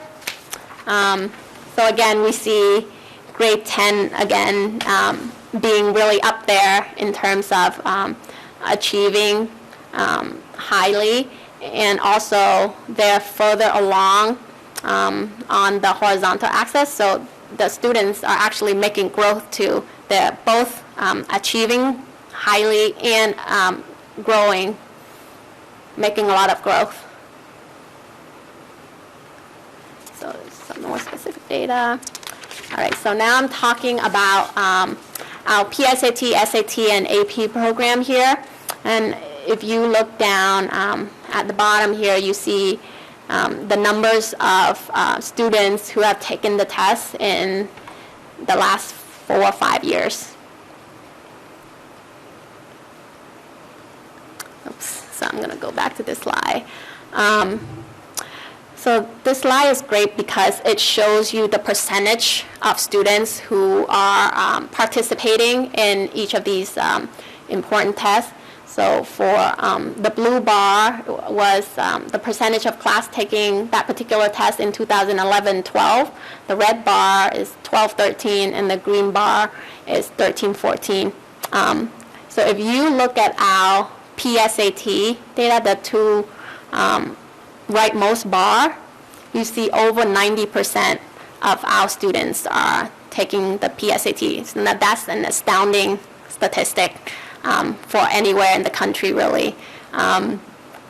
A lot of our students are taking the PSAT, and I think this is in a large part thanks to the Copeland Family Foundation, who really pushed that initiative and making sure that all our students get this exposure, because they now take the PSAT in school for free during school hours. So almost everyone is taking it. And this is a crucial first step for thinking about being ready for college and what do you need to do to get ready for college. You see for our SAT, almost, mid-80% of our seniors are taking the SAT, AP, half our students, half of our juniors and seniors are taking the AP student. Okay. And then in terms of our minority student population, so the red line is the percentage of minority students we have at Milton High School, which is about 37%. And then the various bars represent for each different test the percentage of students who self-report on that particular test that they're a student of color. So for the SAT, 34% of the students who took the test are minority students. For For the AP, 31%, the PSAT, 37%, and 40% respectively. So we're getting a diverse pool of students taking all these tests. All students are getting exposure to all these important tests. This is looking at the average scores for the SAT in the past 5 years. And you can see the top one is the critical reading score, the critical reading average score. The middle one is the math average score, and the bottom one is the writing average score. And we're scoring around 500. So that's something that I think we have to keep thinking about and keep pushing on, because the SAT is an important component of college application. And the range is really 200 to 800. We're right in the middle. We're at 500. Can we push further? This slide is a really great news story about the AP program in our district. You can see in 2009 and 2010, we have about 546 AP exams. So the number of students is probably less than 500, but these are the total number of exams that we're taking at the school. And of that, 256 exam score a qualifying score, so that's a 3 or above. That's 47% of the exams. As we progress now to 13, 14 on the far right, 74% of all our exams now have qualifying scores. So that's an incredible achievement, and you can kind of see it going up, and hopefully it'll continue to go up, And I think the really special feature of this AP program is that we have open enrollment. Any student, a junior or senior, can elect to take an AP class. In other districts, you have stringent requirement about certain academic standards that you have to meet in order to even get into an AP classroom. And we're not putting up that barrier for our students here. We're letting everyone who wants to take an AP class take an AP class, but we're not, lowering the standards for doing that, because as you can see with our results here, like 74% of our students, 74% of our exams are getting the qualifying scores. So that's really great news. Okay, so this last section is about internal assessments. And I know that I did a presentation earlier just outlining the landscape of all the different types of assessments that we do within Milton Public Schools. So today I'm just going to give you a snapshot of some of these assessments and really go into greater depth about what it looks like, what the scores mean, so that you can get a taste. So at the elementary level, these are all the different kinds of assessments that we take. Today I'm going to be talking particularly about the FNP at grade 2. Okay.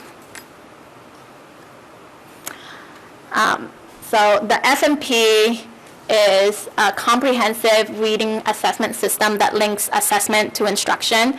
The reason that you do the FNP is it allows you to get to determine a student's independent and instructional reading level, so that teachers know what is the right books for students to be reading at. And the FNP also allows you to identify some of our students who are struggling with reading, what do they need in particular.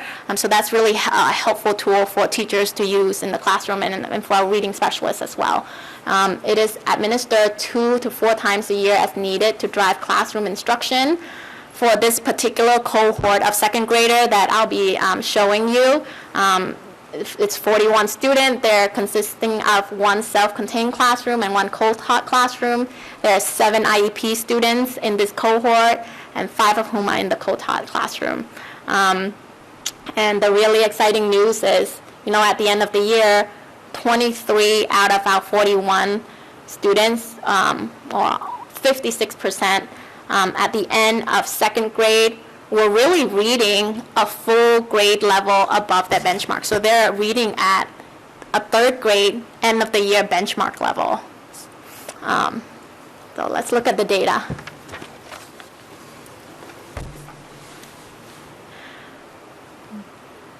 So you can kind of see the timeline down at the bottom. The middle bar is September 2014. And then we also went back to get some of their data from their first grade year as well. And this is kind of the breakout that you see. The red bar underneath the black line, those are the students who are two or more levels below, 2 reading levels below. The yellow bar is 1 reading level below. The green bar above the black line is those who are percentage of students who are on reading level, and then the blue color is students who are above reading level. So looking at this, you can see, this is the cohort of students who started in grade 1. You can see almost 40% of them were below reading level in grade 1. And after, being without system and without teachers, you see at the end of grade 2, 73% of them are reading above, 12% are reading on level, and only 14% from the original 40% are still below level. So there's been tremendous progress, and not to mention that, half of them are now reading at the third grade reading level. So I don't know what they'll be doing next year. They'll have to increase the benchmarks for these students.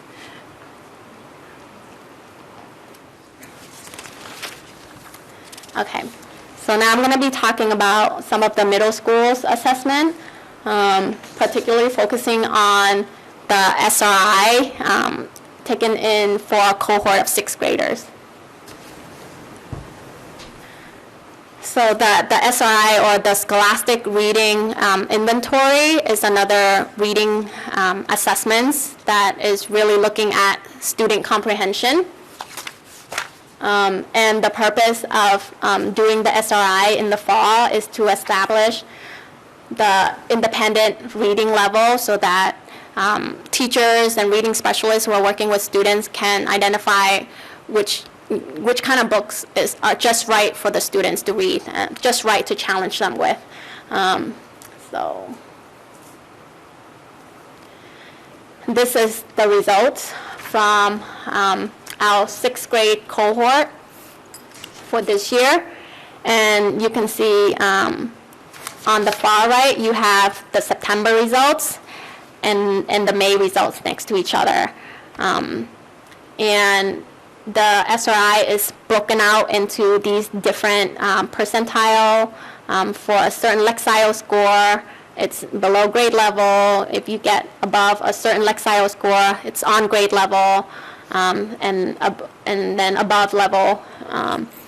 So what's important to note here is, if you're looking at from September to May, in the percentage of students who are scoring below grade level, they're all decreasing, they're all going down, which means those students are moving out of the below grade level category.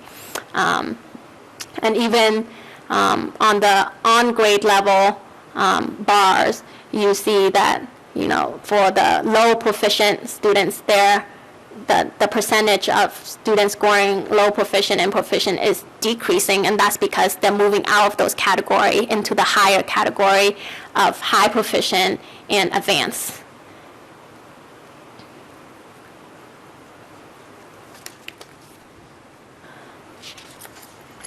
All right, so how do we use the September SRI assessment results?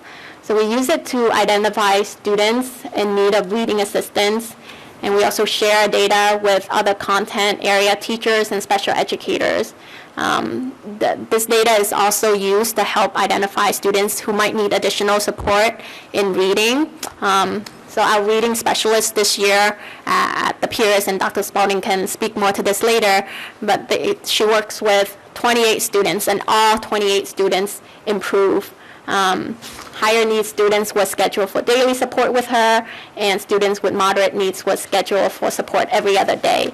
And this is how you're able to see the difference between the September and the May results.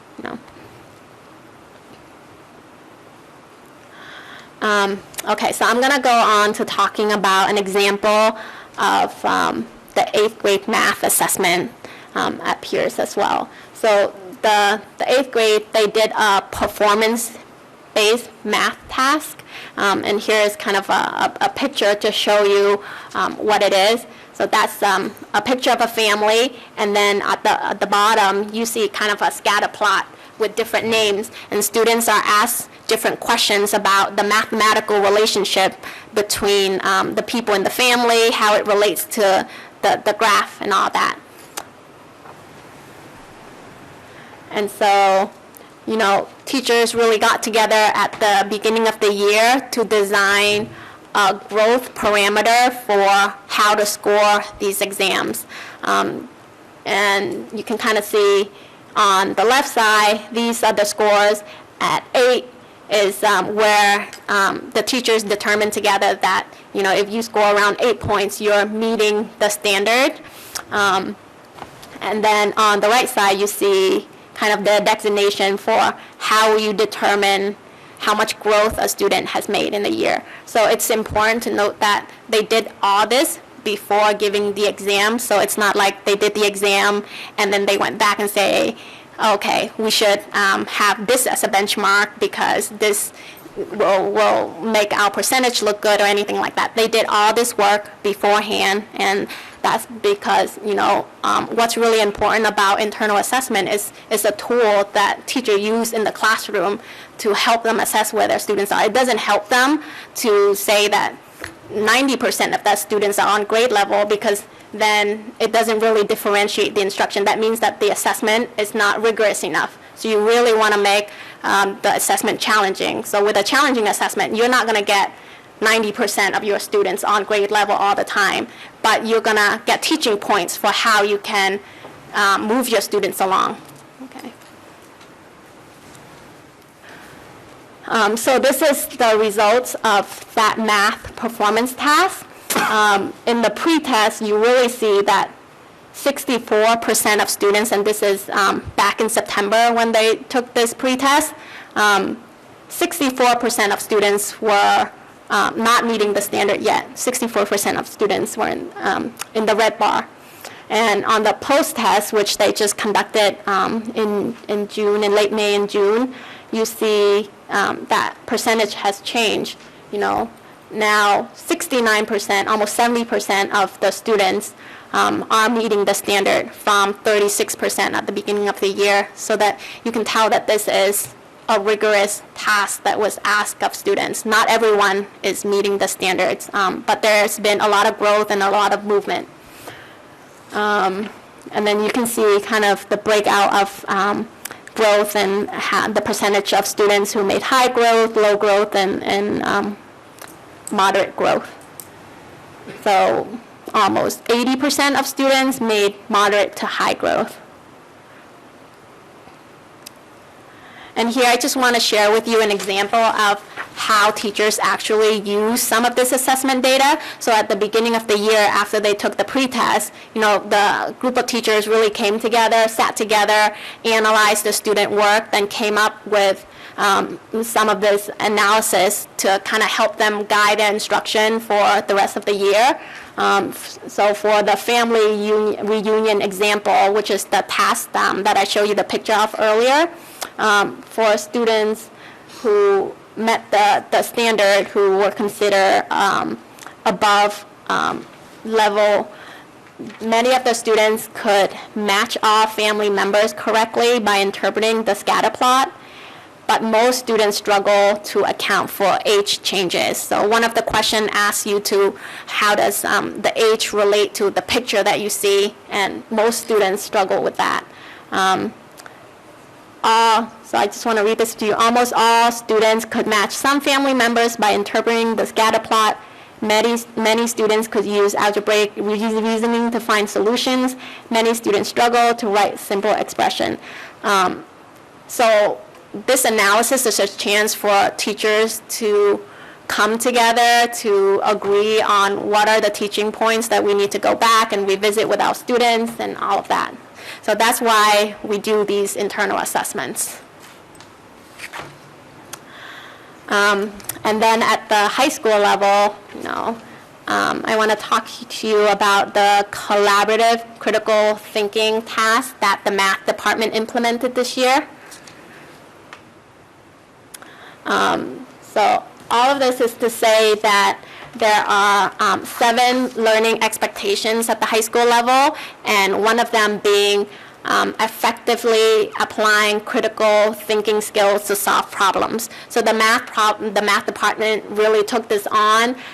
They designed one task per term for each of their unit in course 1, course 2, and course 3. And these tasks are basically very challenging mathematical problems. They were given 20 minutes at the beginning of the class to talk with other students to share strategy. And then the rest of the tasks they were asked to complete independently on their own. Each task is aligned to a different standard, therefore scores are not intended to be compared to each other, but instead the goal is for students to score at least proficient on each task. And on proficiency means proficient on effectively applying critical thinking skill to solve problems. So let's look at the results. For math course 2,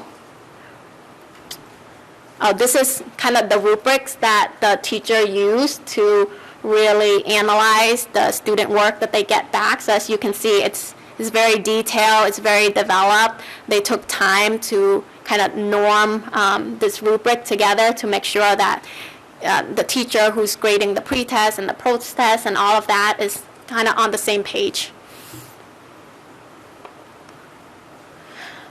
So here, the top left, you see that's the scoring key.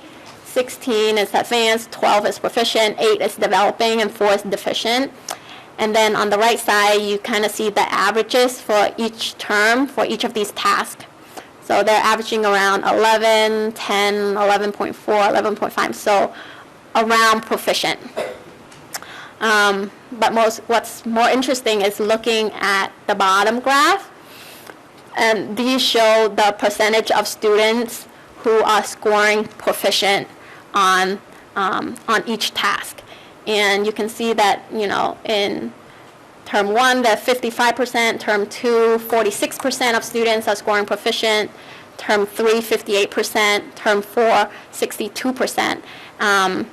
And, although the scores are not comparable from term to term, you do want to see the percentage of students who are scoring proficient increase each term. And that's the trend that we're seeing right here, so that's really good news. And I think, so those are all the slides that I wanted to cover with you today. These just outline some of the next step that I plan to take after doing this project. So I'll continue to develop and maintain the district data dashboard, because I think that's a good way for schools to, for leadership, for the public, for administrators, teachers, to kind of look at, what do you have, what are the profile of students sitting in front of you in your classroom in this district, and are we thinking about meeting the needs of all students sitting in front of us? A second bullet point is to deal with cleaning up data in our current system and really revisiting data procedure to make sure that we have accurate data in our system. So the data is really only as useful as how accurate it is. If you have bad data, you're not going to be able to make very informative decisions based on that. And so, one of our priorities is really thinking about, are we getting accurate data in our system? I'll continue to refine and build out all the system to support the internal assessments to make sure that teachers have a way to input that data somewhere so that they can compare results, they can talk with each other, they can get together around the data and do analysis, and all that. And then work with curriculum coordinators and school leaders to support data analysis practices. So that's definitely a muscle that we want to build up in the district. How do we use data effectively in the classrooms, at leadership team, all that.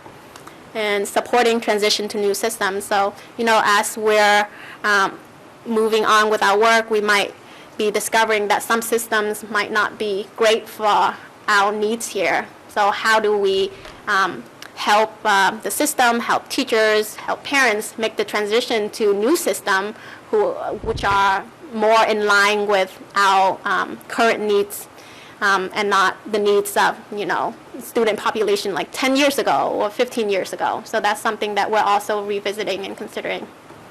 And so at this point, I know that was a lot to take in. And if you have any questions, I'm sure my colleagues here would be happy to help answer as well. Well, thank you very much, Fee. Before we proceed with the questions, let me just say that certainly a very useful aggregation of the data and a very business-like collection and presentation of the data that will certainly be very helpful to us going forward, and a great overview. It does cover several different subject matters, and we may want to, in the future, break out one or two of those subject areas at a future meeting and do a deeper dive. Yeah, I think that makes sense. Now, having said that, let me open the floor to questions to the extent that members want to talk about the process or ask specific questions about the data at this point.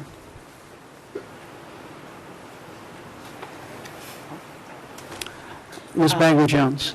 I don't know if I have a question, but also a comment. First of all, I hope Mary Kelly is watching this on TV, as this is something she would absolutely love, all of this data. I have to be honest, I looked at the number of the pages, and I almost crawled under the table and said, oh, my God. And I know, me too. I hope there are no math teachers watching, but I'm not a math person, and this was incredibly interesting and well done. That's high praise coming from me because of how I feel about math. But anyway, so I thought it was incredibly informative and easy for people like me to follow along with. The district data dashboards I thought were incredibly useful to look at and something that I'm glad we can get a hold of. I have to say that they were very disturbing, some of the data in terms of our racial groups, our special ed groups, et cetera, French immersion, very disturbing, but it was good to see it in black and white or red and yellow. But you talked a couple times about, here's 30% of our diversity, and here's an issue that sort of meets that or is close to that. Can you say of all of those items on the dashboard, what are the ones that really stand out to you as like, oh, this is really a red flag, or is that too much? Because it's not in numbers. I mean, what are the issues that really stand out to you all that sort of go, wow, this is really not good? Well, when I was looking at the numbers, well, first of all, I'm new to this district, so I'm still educating myself on just the context behind these numbers, what it really means. But what really jumped out at me was, the slides on the racial diversity of our town here and our public school system here. I think 30% is a great percentage of diversity for our system. But looking at our schools, our different schools, you don't see that reflected. And I'm wondering what is causing that, or are there ways that we can expose more of our students to the great diversity that we have in this town.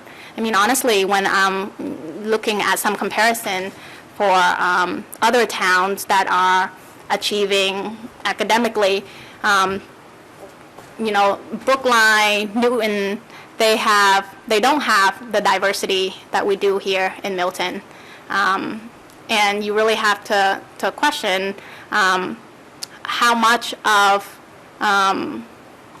what stock you really put in the diversity factor here in the school, and how important is it to expose all of our students to that diversity factor.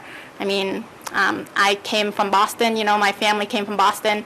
My girls are going to be going to schools here, and I really want to think about that. Like, diversity is a big issue for me, and I think it's an asset for our town, but how do we expose all of our students to it? Okay, thank you. Yeah. Dr. Donahue. That was tremendous. Thank you very much. I'm wowed by that presentation.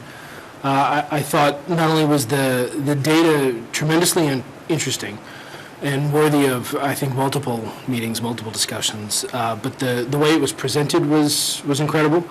I liked the dashboard metrics that you used. I thought that once you spent a little time looking at them, they became maybe not self-explanatory, but explanatory.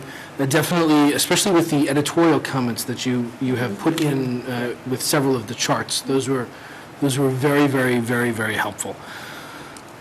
In sort of looking at your presentation in general, I broke it down into 3 components. The first was the dashboard tools themselves, which I think this was a great showcase for. The second was a discussion about the assessment methods that we're using and the data collection, and the third was a discussion about the actual data. So I have comments, questions, thoughts on all 3 of those. I'm going to confine my initial comments to the first 2. First, with regards to the dashboard tools, again, I think they're tremendous. They allow both a macroscopic view and a microscopic view of the district. So I'll go back to that, the example that you used about the second grade testing situation, and you can expand that to look at the district in general, or as you did with that cohort, you can see that there are 5 or 6 students who remain markedly below their peers, and sort of really focus in on those 5 or 6 students, and make sure that those 5 or 6 students are the same 5 or 6 students that you're in this cohort that you're looking at, as opposed to the previous, testing data points. My question with regards to the dashboard tools themselves are the F&P dashboards standardized across all of the F&P data that we collect? So when someone looks at, again, page 44 is a good picture. So when we acquire data using that rubric, are all of the dashboard output going to look like this? So it's easy for teachers and principals to say, this is what this output from this input looks like. Yeah.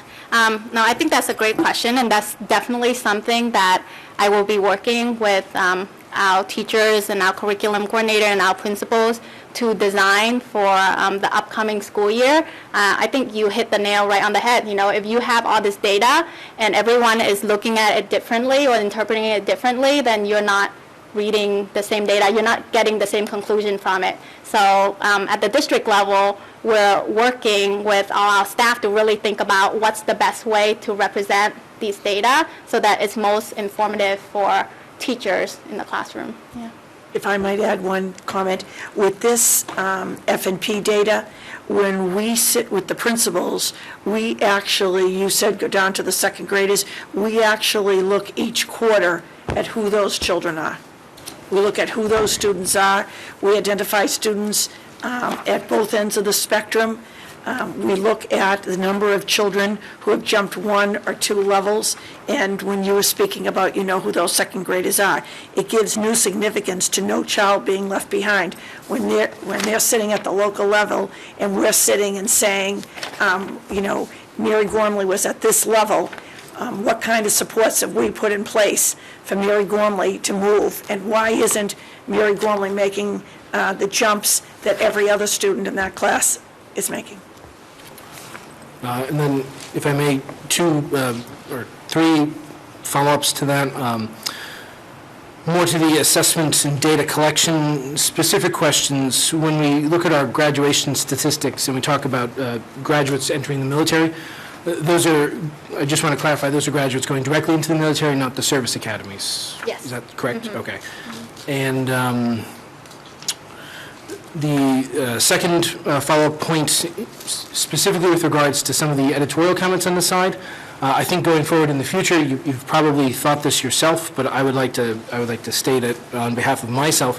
It would be helpful if we could have a definition for the difference between economically disadvantaged versus low income, so that even if we can't compare the data graphically, we can account for it mentally when we look at the numbers. And the third follow-up point to that is sort of an open-ended question that doesn't necessarily have to be answered here or in this forum, but making sure that our teachers are giving us feedback that they're not being overwhelmed with data entry and that they're getting a chance to actually teach. Yeah. That I want to make sure that they're as enthused about this as I am on the giving end as I am on the receiving end. So with that, I'll turn the microphone off. Ms. Varela. Yeah. First of all, thank you again, because it is a phenomenal, I printed it out today and looked through it, and I said, wow, wow, this is pretty detailed. But just to follow up to Dr. Donahue, I guess maybe you can't give because what I was going to ask is, do you all have what the definition is between, or you don't, between low income and economically disadvantaged, but that, like, next year, that subset should be well explained as how they're breaking the metrics out and what the significance in the metrics will be then, is what you're saying? Yeah. Yes? I mean, basically, for the economically disadvantaged, the state is pulling that directly from other state databases. So they're pulling from a Mass Health database, they're pulling from a SNAP database to kind of match up students who are in those databases, then they're considered to be economically disadvantaged. Whereas before, for our low income number, I think what we did was we issue a form that families can fill out if they feel that they're low income or that they qualify for free or reduced lunch, then the family fill it out. And then the onus is on the school system to kind of verify their information and make sure that, you know, they're low income. I think for the most part, we assume that people who are going to go through the trouble of filling out a low income application for free or reduced lunch in the school system means that they need it, you know. Whereas going forward, we're not going to have to do that application process anymore because the state are just going to pull those students directly from the other state databases. I don't know if that answered your question, but that's the technical difference. Dr. Pavlicek and V went to a conference, and I've put in your green folder a Globe article that was featured this Monday. Fewer students found in poverty. State revises downward its count of impoverished students. So this is something that the superintendents and business assistant superintendents are going to be dealing with in the next 2 months. That it's very interesting that 2 of you have picked up on this, that superintendents across the state are waiting to see how is this going to impact funding, how is this going to impact benefits, and V came back from the conference, V, not putting words in your mouth, to the point that Dr. Donahue spoke to, is it going to provide us to then compare data points? You know, if we talk about MCAS and PARC, what is this going to do, our analysis of low income? So this is a topic that's really at the state level on the top of the superintendent's list.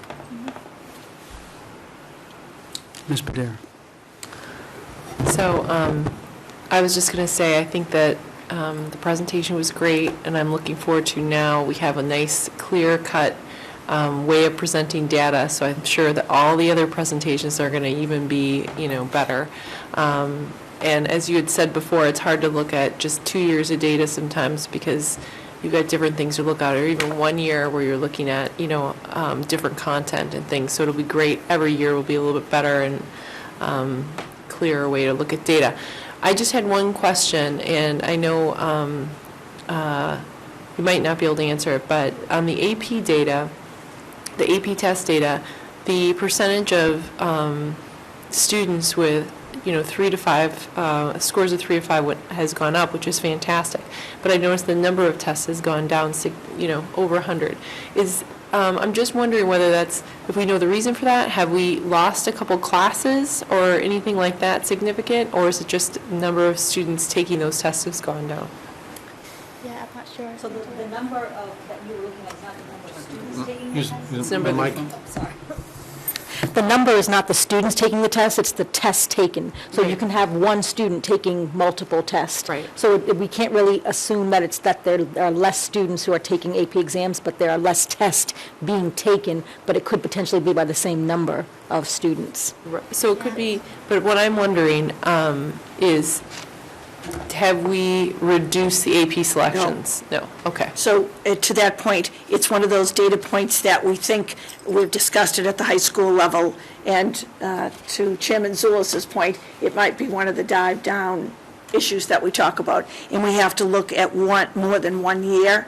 And discussing with the high school people, the options are the same. I believe one Spanish, was it a Spanish AP was eliminated, but there's been no difference. So we have to look at this. We're actually looking at the AP enrollment for next year, so we're going to be able to answer that question for you within the next 2 or 3 weeks. Thank you. Mr. Walker.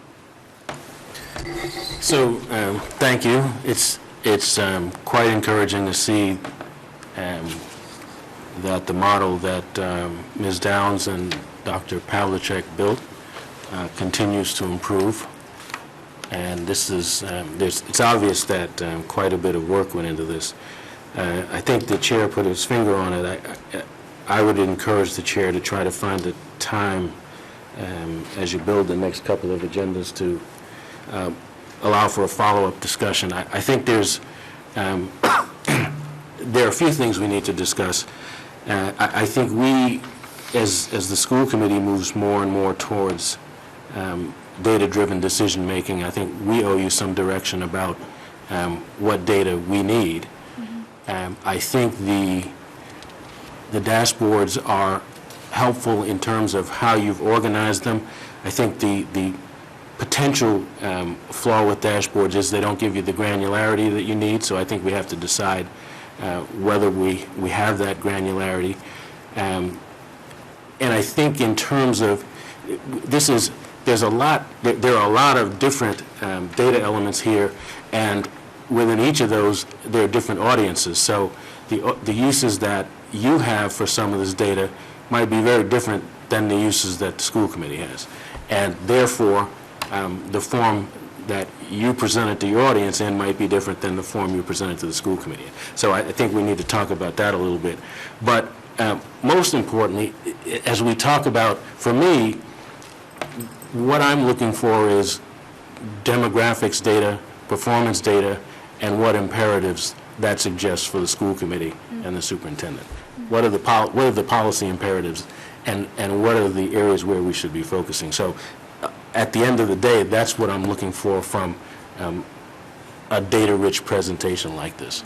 And some of that, in fairness, you have to give to us, and then some of that's work we have to do. But I think we just need to be sure that we're working collaboratively so that you get what you need and we get what we need. So with regard to the performance data, as we've done with MCAS, and I assume we'll do with PARC, here the comparison was how did we perform against the state? I say as often as I get the opportunity, we're a high-performing district. That battle has been fought and won. I'm interested in how students in Milton are performing against their Milton peers. So that's how I'd like to see MCAS performance data presented. The internal assessment data, I think, provides an extraordinary opportunity for us, but there as well, I'd like to see by school, by grade, what did the internal assessment data say, and then what trends you're seeing in terms of progress. A chart that simply says, we looked at a second grade and the trend is upward, that's good news for whatever that second grade was, but I'd like to know about the Collicott and the Cunningham and the Tucker and the Glover. So I think we've got some work to do there. There were a couple of places in the presentation where the populations didn't quite match up. If you look at the master enrollment slide that you had at the beginning, then you look at the SPED slide, I thought it was about 52 students short. If you look at the high school athletics population on the master chart, I think it's 989. On the chart further along in the presentation, it's 959. So we just didn't do a quality check there and make sure that the populations that we're comparing are consistent.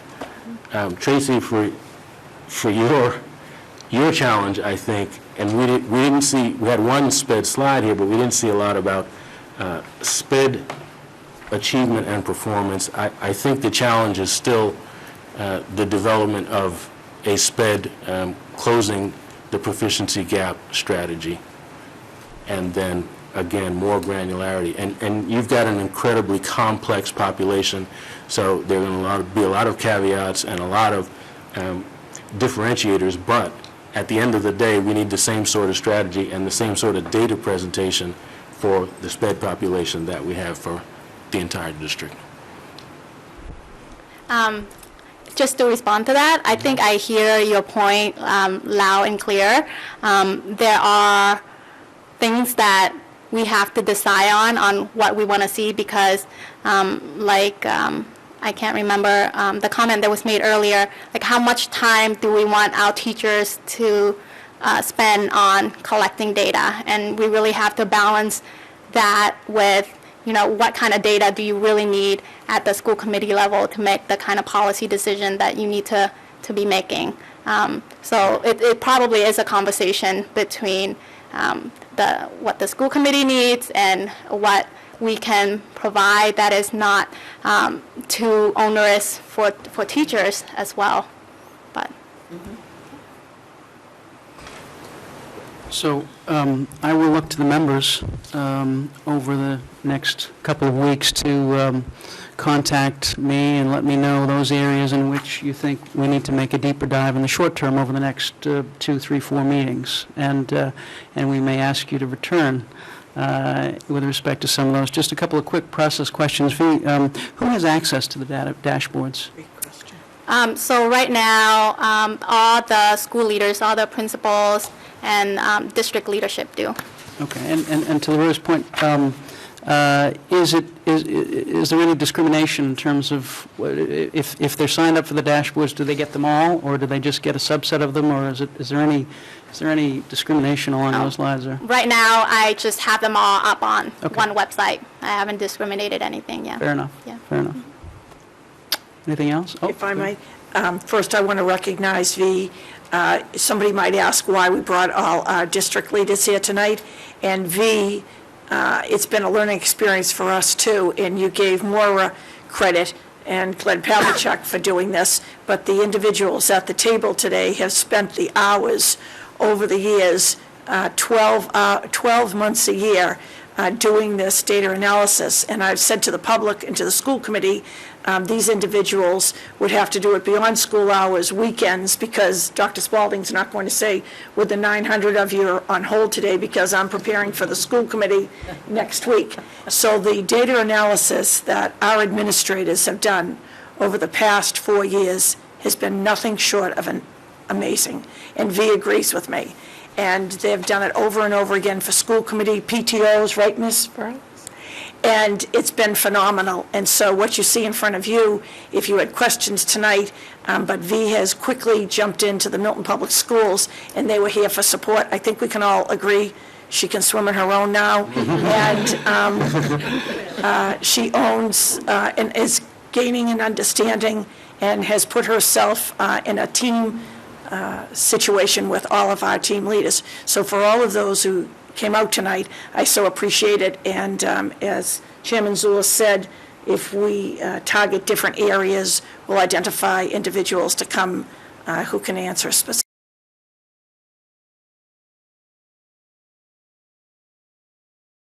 Appreciate you coming out tonight. And this little secret is you all love this. They do love it. You should have seen them all smiling. They do love it. And you know what? This is your work, and this is the accomplishment of the children and students in front of you. And I'm deeply appreciative. Thank you. Thank you. Thank you.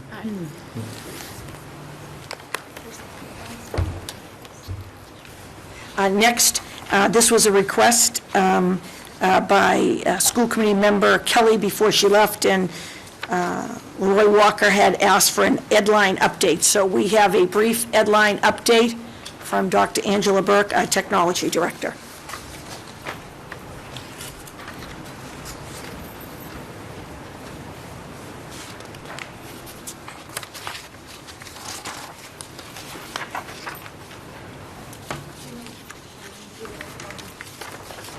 Can you change? Let me take a look. What am I doing?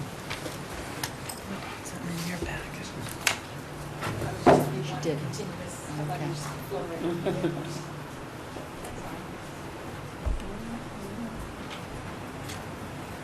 It's funny, actually,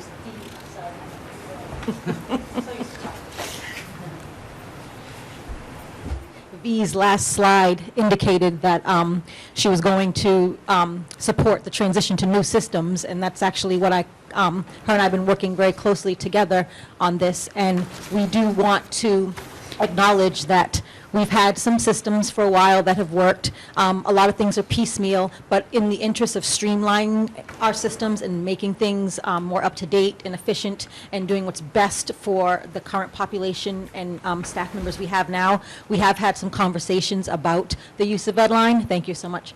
And what purpose it has served and whether or not it's the best tool for us right now based on what our needs are. So we looked at what the purpose of Edline. We took on Edline however many years ago before my time as a tool for communication between home and school. Really, that's the underlying, I mean, it does other things, but the underlying goal was to have a real solid tool for communication between home and school using technology. And so thinking of that as the goal, we're looking at the fact that we can do that without there being an additional system, because right now Edline is an additional system when you think about it. We have a student information system. We use Admin Plus through Redeker.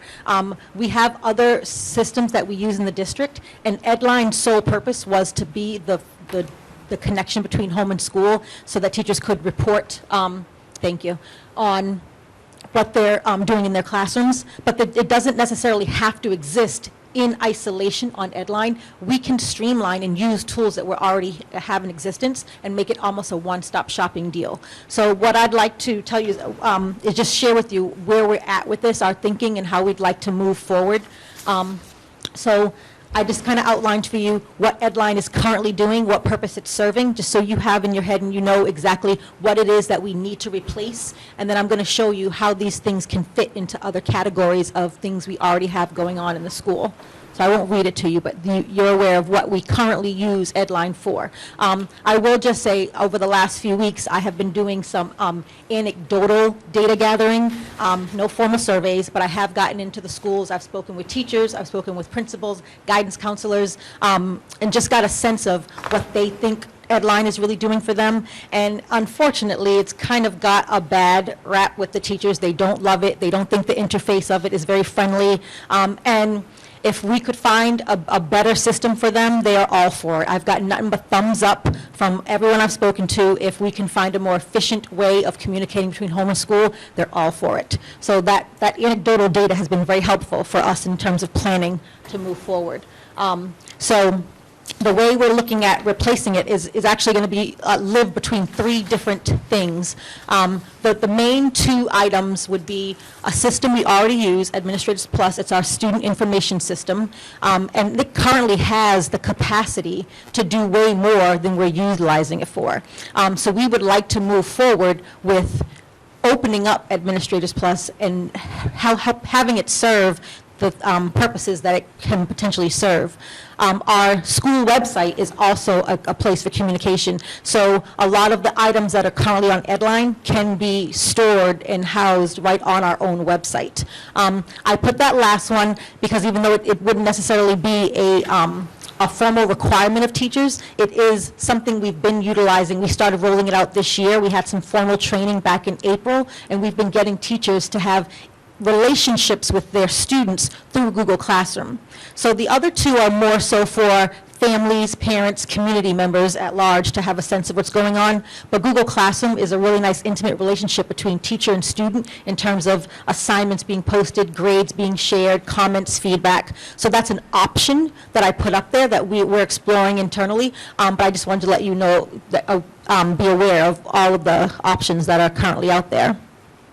So this chart just kind of outlines where the things that Edline we're currently doing for us would now live. So Administrators Plus, as I said, right now we use it for student information, but it can also be the place where we put our grades and print report cards and progress notes. Parents, there's a such thing called a parent portal where parents would get individual login information and they can go in at their leisure to look at classes to see whether their scholars are turning in assignments, what their grades are. They'd be able to see attendance and tardies. One of the things that I think V is really excited about is you see demographic data on there because as you know right now that is self-identified. When folks enroll in Milton Public Schools, they're expected to fill out a form that says, I identify as, and so sometimes that gets lost in the shuffle, and we have noticed that there's sometimes errors with how people are categorized for racial ethnicity. This would allow us to fix all of that because parents would be allowed to change if there's inaccuracy. So if they look on their profile and they see they're listed as African American and they're Asian American, they can fix that. Anything that's self-reporting, they can fix. They can't change their address, they can't, do too much, but if they have an updated phone number or they have an incorrect racial identification, they can do that. So that's going to help clean up some of that data that V has been looking at once we turn on the parent portal. But those are all things that Administrators Plus has been capable of doing, so we're interested in moving forward with rolling that out in the district. As you see the long list on the Milton webpage, because right now Edline is also a place where folks go to download forms, access links, and our webpage can absolutely be the home for all of those things. So I like to keep referring to it as one-stop shopping. So if you're a community member or a family member and you want some information on Milton Public Schools, you shouldn't have to go to 3 different sites or go to one page and then click a link that takes you to an external site. It should just all be in one central location, and that would be our miltonps.org website. And then lastly, as I mentioned, the next thing that we're moving forward to with teachers is the Google Classroom, which again is a place where students can log in at night and see their homework assignments. Teachers can provide feedback in the moment, so if a child does a paper and they submit it electronically, the teacher can write right on it, let them know how they're doing, and it's a nice way of keeping up with academic support. However, again, that would be between teacher and student. Really, I want to focus on the other two portals because that's where parents and community members would be able to get information on what's going on. So the same way Edline now is the place where a parent can log in and see course content or syllabus for the year, the Administrators Plus can actually hold what we call a teacher page so that they can do the same exact thing. If there are links or to resources that teachers are currently providing for you, parents, they would still exist. But again, it would be streamlined in one place in a system we already use as opposed to having that second system of Edline. Because right now, if you go to the miltonps.org and you're looking for some of these things, curriculum documents, downloadable forms, even your school committee news, it's a link that takes you to another place. And that just kind of sometimes, things get lost in the shuffle, and I think sometimes folks have a hard time navigating when you're being bounced around to different websites. So this would make things a lot more user-friendly for the public, parents, and for teachers, because they're going to the same place where they're entering their grades in terms of updating any class content. that was one of the feedback I got from a lot of folks is they were honest. The teacher said at the beginning of the year, they do the bare minimum. They put what they're supposed to put up for Edline based on what we asked them to do, but then it's hard for them to keep it updated throughout the year. So you log on in December and you're still seeing kind of the same thing that they put up in September. But we really want we really want it to be an active, live place where they are keeping folks informed of what's going on in their classes. So if we make the process easier for them, it's much more likely that they'll be able to update it more frequently. And these are just in-house things, just so you're aware where our thinking is. We definitely want to move forward with this, and we're looking at all angles. We just have a couple other things to think about where we want to host, because again, I don't want to have too many third-party websites, but we will need to consider some things that aren't public. You know, like when you go to the website, anyone can log on to miltonps.org and look at some school pages and see what's going on in our district, check out how cool we are. But then there are some things that are really internal, just, you know, in terms of filling out work orders for technology. I thought of that one. And then right now, we want to be able to have a private place where kids who have incidences of bullying or teachers who want to report bullying, and then our professional development. So those things we're working on internally in terms of how we want to figure that out. But really, with Edline wasn't serving, you know, a good purpose for us for those things anyway. But I just wanted you to know our thinking and make sure you're aware that we are aware of all of the aspects that it would take to streamline this out. So. Questions about, please. Ms. Varela. I have a couple. So my first question is, if we could eliminate Edline and wouldn't have to support it, do you have any kind of a ballpark of what the cost reduction would be to the district to not have to support that system, number one?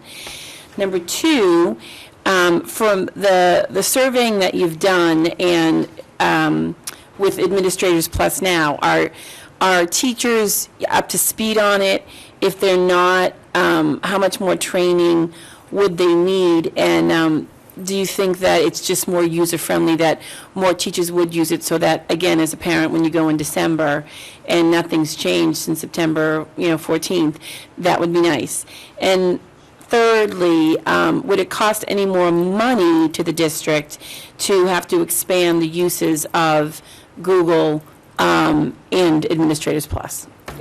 Okay. From the beginning. Yeah. Fortunately, I don't have anything to do with the cost of Edline. I've never been informed of what we pay for Edline, so I don't know what the savings will be to not have to use Edline. Several thousand. Okay. So that's a bonus. The second question was about the training and support that teachers will need. So during July, I am personally going to a training given directly by Redeker, just to make sure I completely understand all the scope of the technical side and the content side of what it will encompass. But they have assured me that it's a simple 3-hour training that they require in order for us to transfer over to use the grade book system. That 3 hours is something that myself and other school leaders can do, and then we would turnkey that to teaching staff. So that 3 hours could be 6 hours, that 3 hours could be, like, it all depends on how we plan to roll it out. But they feel very confident. I mean, the company, of course, is selling it on us, but they feel very confident that because it is such an easy interface, and I have seen it myself. It's a much easier interface than any of the other systems out there. That a 2-hour training would suffice just to get them rocking and rolling. Our last conversation with them, they indicated that if we were able to at least give everybody who's going to use it a 2-hour training up front, that they would be able to start the year off and use it, and then as needed, if we needed any follow-up throughout the year, but it's enough to get them get them their login information, and they would be able to input grades and update their pages. And then, just want to make sure. Would there be any more cost to expanding it? Like this, since we already have it. So the only cost right now would be to pay for the professional development, because we already have the system, we already use it, we pay for it, and we have the package. So we would just have to pay for the hours of professional development to train us. Great, thank you. Mrs. Padera. So my question is, the between the Administrators Plus and the Google Classroom, I think I'm clear on it, but I just want to make sure I'm clear. The Google Classroom is just something that maybe teachers might use because they're familiar with it and they like it. And Admin Plus would be something all the teachers would use. So is that going to be, because my concern is sometimes you get, you have more than one kid, or you move from one section to the other, and you're using one system, one teacher uses one system and another teacher uses another system, and we want to make it as clear and as easy as possible to get the information. So are we going to have some consistency where everybody uses Admin Plus, but maybe some teachers are also using Google Classroom because it's kind of fun and funky and things they can do? That's a fair question, but just in trying to keep the sanity of our teachers and not overwhelming them all at once, Right. Admin Plus would be the standard. That would be what everyone would be expected to use. Okay. And Google Classroom, I'm going to continue next school year because I got a small population of teachers on it this year, and I'm going to continue next year training, and then we hope that at the end of next year, we can then make that the standard as well, too. But that, I want to spend more time getting people more acclimated and familiar, but they also have evaluation tools that are fairly new to them, and there's a lot for them to digest right now, and I just think out of fairness, is not to throw too new requirements on them. Right. So yes, so this first year, you will see some folks who are rocking and rolling with Google Classroom. They're using it proficiently because we've had the time previously this year, Right. and then next year, I'll get another group and get them going. So you won't see as much with Google Classroom throughout the year because we're going to focus on making sure everyone uses Administrators Plus for the first year. But all teachers will have like the basic kind of requirement. A teacher page with, yep. On Admin Plus, and so that'll be just additional. Exactly. Okay. Thank you. Ms. Bagley-Jones? So, thank you for this information, it's great. So I have a question about, on Edline, one of the goals when it was first implemented, which I can remember when it was posting of assignments. Yep. And what happens when kids are out sick, and especially if they have a significant medical illness and they're out a week, 2 weeks, I mean, it's more than just, one day out, but even one day out, they weren't able, what I hear from a lot of parents even now, they're not able to find the assignments on Edline. They're not being posted. Exactly, and which is why it makes sense to phase it out if it's not Right. meeting the need we originally requested for. Right, but then I don't see on Admin Plus posting of assignments, or am I missing that? So, I see that on Google, but I don't, right? But I don't see it on Admin. because it wouldn't be individual assignments. What we would ask is that teachers post the overall, so like kind of a scope and sequence for the year. So you'll get an overview of what's happening. But in terms of weekly, nightly assignments, the best place for that to live is on Google Classroom, which is why we want to get everyone on board with that too. Because right now we're seeing that the teachers are not putting weekly assignments. They really are, they're doing it at the beginning and then it falls short. And that's because it's not a simple system. And that cannot go on Admin? It can, absolutely. So the beauty of it is because it's a place where their grades will live anyway, they're putting up assignments based on the fact that they're grading it. So it's kind of a different interface, though. It wouldn't be the full-blown assignment that says, here's the instructions, here's the link to go to, but it will have a place to identify what the work is that is expected throughout the course, because that's where they're going to then ultimately go in and put their grades in. So it's an import for them as opposed to reproducing it twice on two different places. When they put the assignment in to grade it, they can then just import it onto their page. So you'll get a sense of what it is. But in terms of going the next step, that's going to be teacher dependent. If they want to go ahead and put, they can add links to resources, to videos, and put up full-blown assignments, but that's going to be up to them. Because right now, the language of what we're asking for Edline didn't ask them to do more than, I think it was 4 links, and, there was a pretty low minimum, and so we're going to keep to that for now, just to not shake things up too much. But teachers do have the option. They have the capacity to do that on there, but we're not asking them to do more than what we were asking them to do for Edline. I just think it's going to be a smoother transition in if we keep the expectation the same, change the platform, and then as the platform becomes comfortable, then we can raise the expectation. Okay, so can I just follow up on that? Sure.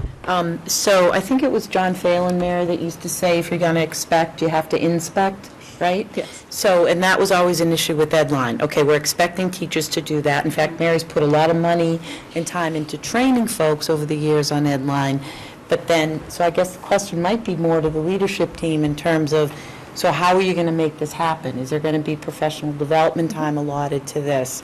What's the expectation for teachers So around the this? nice thing about it is the only thing that's new for them is the platform of where they have to put things. That's why we want to keep the expectation the same. Everything they did before, they're going to post. It's just on an easier interface. So we're not changing too much. In terms of when you say training, they just need that 2 hours to understand where they're going, what website to log in and post. But they're going to be expected to post in the same format and fashion that they were expected to do before. I hear that, just, and then I'll stop, but I'm saying if the expectation isn't being met, then what happens? Yes, And I that's- guess that's that's back more of on an Mary. accountability- So that's where I'm looking at. That it's time for us to look at Edline and look at a new updated version. Parents are asking about grades online, and so that if everyone's learning it together and it's more user-friendly, and, and somebody can't meet the expectation by just going in at the beginning of the year. That's our goal. So this is one of our priorities. Yeah, and I think that and it's a place where it can be monitored, though. It makes it a lot easier to monitor as opposed to Edline, where I know principals had to go in and log into each individual teacher page to see if the teacher had put things up, and that's kind of tedious and long to, monitor. Good, thank you. Sheila, I want to give Mr. Walker a chance, and then we'll come back to you. Sure. So you're just the messenger, so I'm not talking to you at all.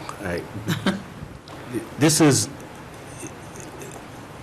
a simple problem, but we've missed the point here. The point is that the parents are the primary customers here.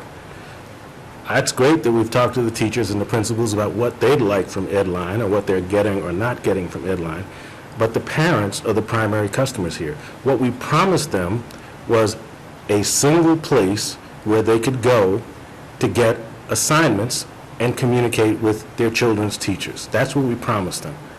So if Edline is not the right technology, okay, but this isn't solving that problem at all. And we're dancing around this issue of why teachers can't seem to get the information that we asked them to get on Edline. You're suggesting that it's a technology problem, that the site is not user-friendly. I disagree. I think we've got a compliance problem here. Yeah, it's a combination. And we haven't talked at all about how we plan to solve that problem. So this schedule, in my mind, is too slow and doesn't solve the primary problem. So, again, I'm not talking to you, I'm primarily talking to the leadership team. I'd like to know I hear you. how we're going to meet the promise that we made to parents starting in September, and I hear you, but I do want to address that the Admin Plus parent portal will address the parents' needs in terms of communication. One of the options also is for parents to get automatic email alerts whenever new data is put in. So if a teacher is grading assignments and they put it in, the parents can get automatic emails sent to them letting them know that there's new information on their child's page. So that's a communication right there.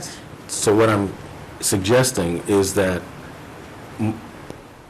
all of the things that you have under Google Classroom, if we're talking about a one-stop shopping, then all of those have to be under Administrators Plus. So if I can be transparent. And I'm not buying we need to go slowly on that, because this is not rocket science. If I can be transparent, though, I think my biggest concern about putting those requirements on that page right away is it wasn't the language of Edline previously in the contract. So it's a conversation with the union about changing the language of what teachers' requirements are. Those things are new. Those are going to be new requirements, and so the union is going to have to be on board with making it a requirement. I read the language of Edline, and it's very vague in terms of what teachers are required to put on Edline. I'm going to pass on a collective bargaining discussion.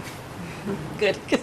Ms. Varela, I yield. Yeah, okay. Yeah, I mean, I think as a follow-up to both what Ms. Bagley-Jones and Mr. Walker said is that, and I guess that is, he can yield to it, but that might be the problem.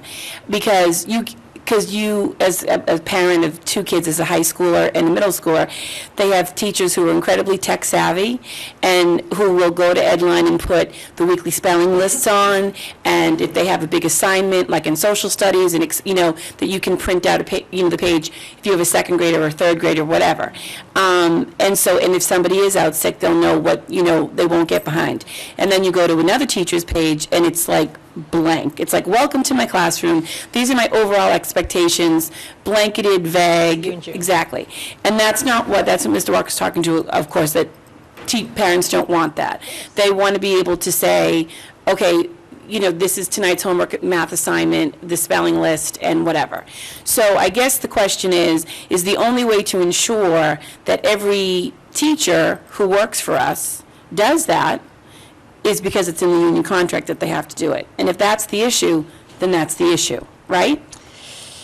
I think that's another discussion. Yeah, it is. But so the bottom line is... Not for public sessions. Yeah, no, but I mean, at the end of it, because the big problem is just making sure that every teacher does it. That's the question. I agree. We're providing the platform where it can be done. Right. Okay. Just one more thing. Mrs. Badere. I do think, though, just to round this out to the end, that it would be great to have a new system looked at, because it's not only clunky for the teachers. I know, as Mr. Walker said, we're talking about the customer as a parent. It is kind of clunky for the parents.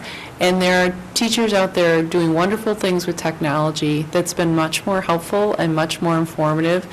I have got some of the emails that said there's more information.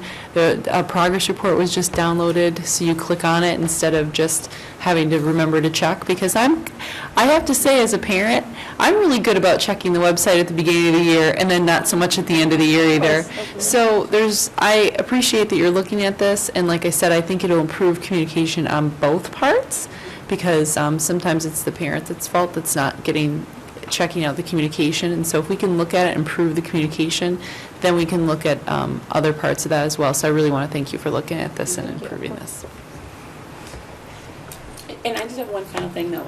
I do think, an excellent point that Becky made, but I do think that if it's going to save us money to not support Edline for other systems that can already do that, I mean, to me, that's a bit of a no-brainer. And as a parent, again, in the system, I agree, Edline is very clunky. You're always forgetting your password. What is it? It changes every single year. You have one of each kid. It's not user-friendly for the parent either. So, yeah.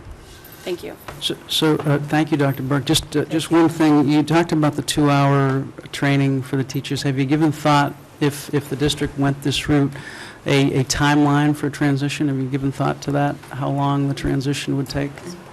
May not have. I just. You mean in terms of providing the training? In terms of getting us from using Edline to using the new system. Still working on that. Okay. Fair enough. Okay. Thank you very much. Thank you very much, Dr. Burke.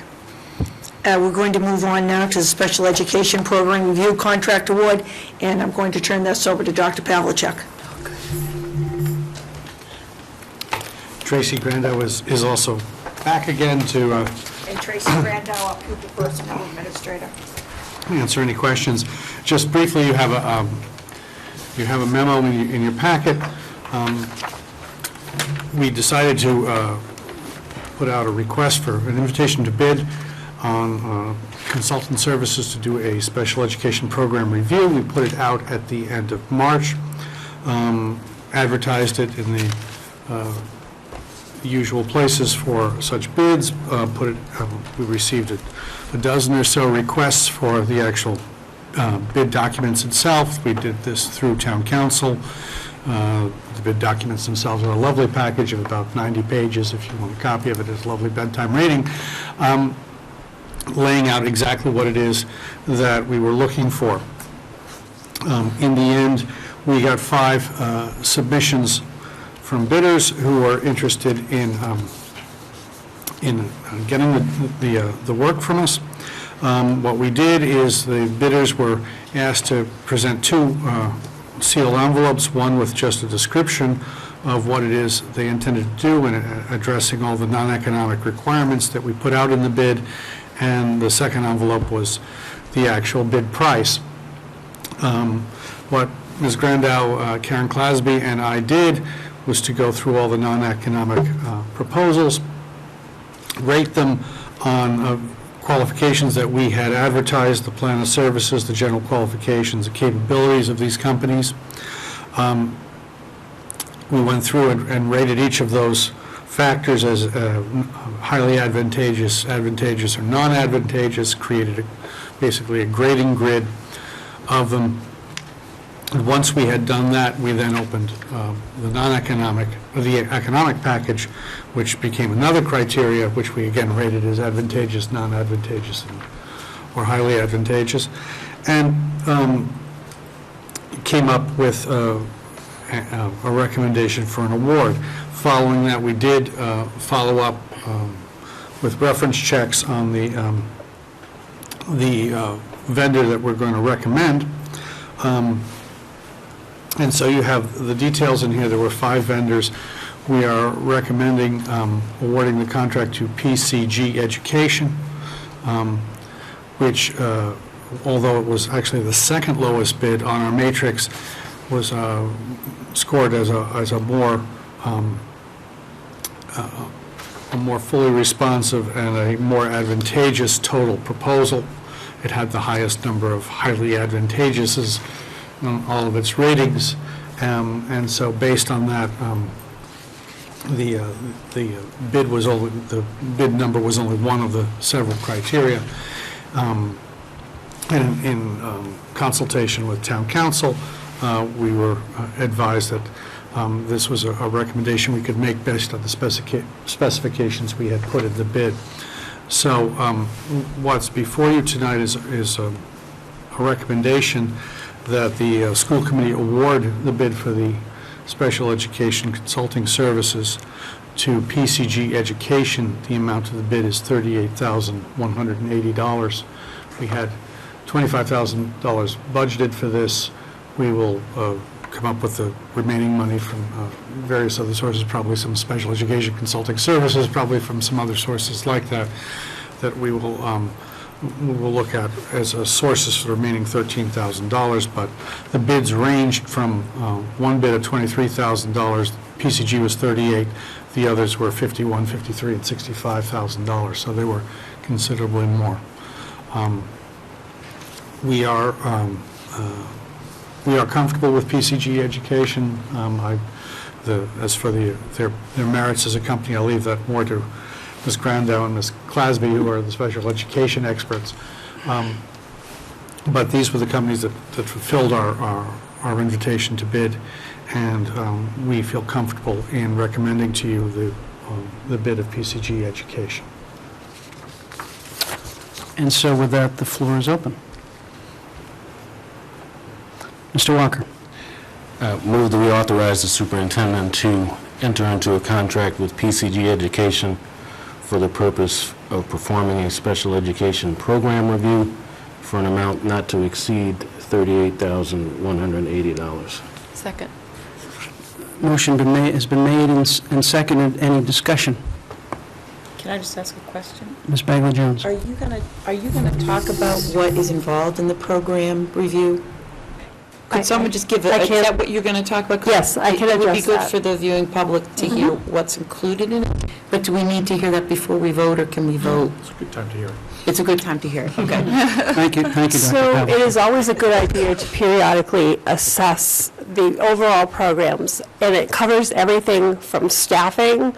Are we making the most efficient use of our resources? Are we covering all populations? Predicting what are the needs of the students going forward? And also looking at the various models of instruction that we have, and are we employing the best methods for that? So it covers a wide range of factors. And out of that, you first start off working with the company to develop your specific questions, even more detailed than our proposal. You submit data to them, of which the presentation earlier tonight will be very helpful, and other methods of data collection. They will conduct on-site interviews with all the stakeholders, parents, teachers, leadership team. They may administer surveys, And from all of this data that they gather, they then submit a report, a very detailed report with recommendations and a detailed plan. And they also help you figure out how to prioritize what's in the report in terms of recommendations and move forward and create an action plan. I might add, the timeline for this, as outlined in the invitation to bid, would be some initial conversations with the district this summer, the stakeholder interviews and interviews in the fall, with the goal of a final report and a report to the school committee on the order of January to February.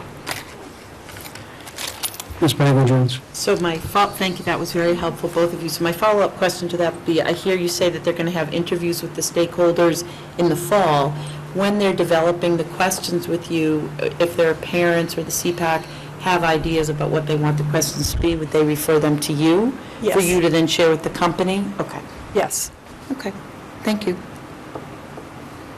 And they can refer them as early as August to me as well. Okay, yeah, thanks. Or July. I'll be working on those questions. So my view of this is that it is the right choice, and I would support the recommendation. However, I am somewhat discomforted by the vague funding for the $13,180. It's not a big number, but I would appreciate if someone could make me a little more comfortable about approving the award for the amount without having an allocation or a projected allocation for that additional funding. And anyone who can make me more comfortable with that would be welcome. Dr. Pavlicek. We have collected some special education tuition from a student who's out of district. We earmarked a little of it for some other purpose earlier on, but we have a fair amount of that is sitting there that has not been allocated. We have money still in our Medicaid reimbursement fund. That holds a balance. Any of those are reasonable places, and the amounts of money in both of those are more than sufficient to cover $13,000. Thank you. Any other? Mr. Watt. So I don't want to start a specific discussion about funding, but if we're asking Dr. Pavlicek to specify where the funding would come from, then I'd be more comfortable with special ed contracted services, which I think is an appropriate expenditure under that line, rather than hitting the Medicaid reimbursement, which I think, one, is not readily available right now, and two, I think we depend on for some other more important uses. So I think, as you said, this is $13,000, so I think we have it in the SPED contracted services line, but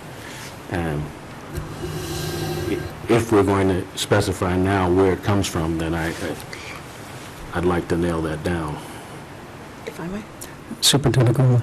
I, too, would go to the special ed contracted service line. Every 2 weeks, it's good for the school committee and the public to know. We meet with the SPED department and the business department to monitor our out-of-district placements, our contractual service line, all of our SPED students, incoming, outgoing, and we monitored that closely. So if we started with that expenditure in that line, we would know it was there, and we could work around our budget for the year. So if I had been asked first, that's where I, too, would have said to take it from.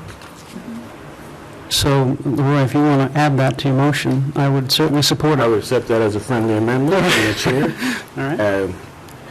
That the overage of roughly $13,000 and $13,180 will be funded from the special ed contracted services line. Any further discussion? All those, Dr. Donovan? I'd briefly like to circle back to Ms. Bagley-Jones' comment regarding CPAC or any other interested parties, parents. In our conversations with them earlier in this year about this topic, they have expressed to me on several occasions their desire for increased involvement, increased transparency, increased as I said, involvement in the process going forward. So I would suggest that this is an excellent opportunity for them to come to us and for us to involve them in looking at the services that we provide. Mr. Walker?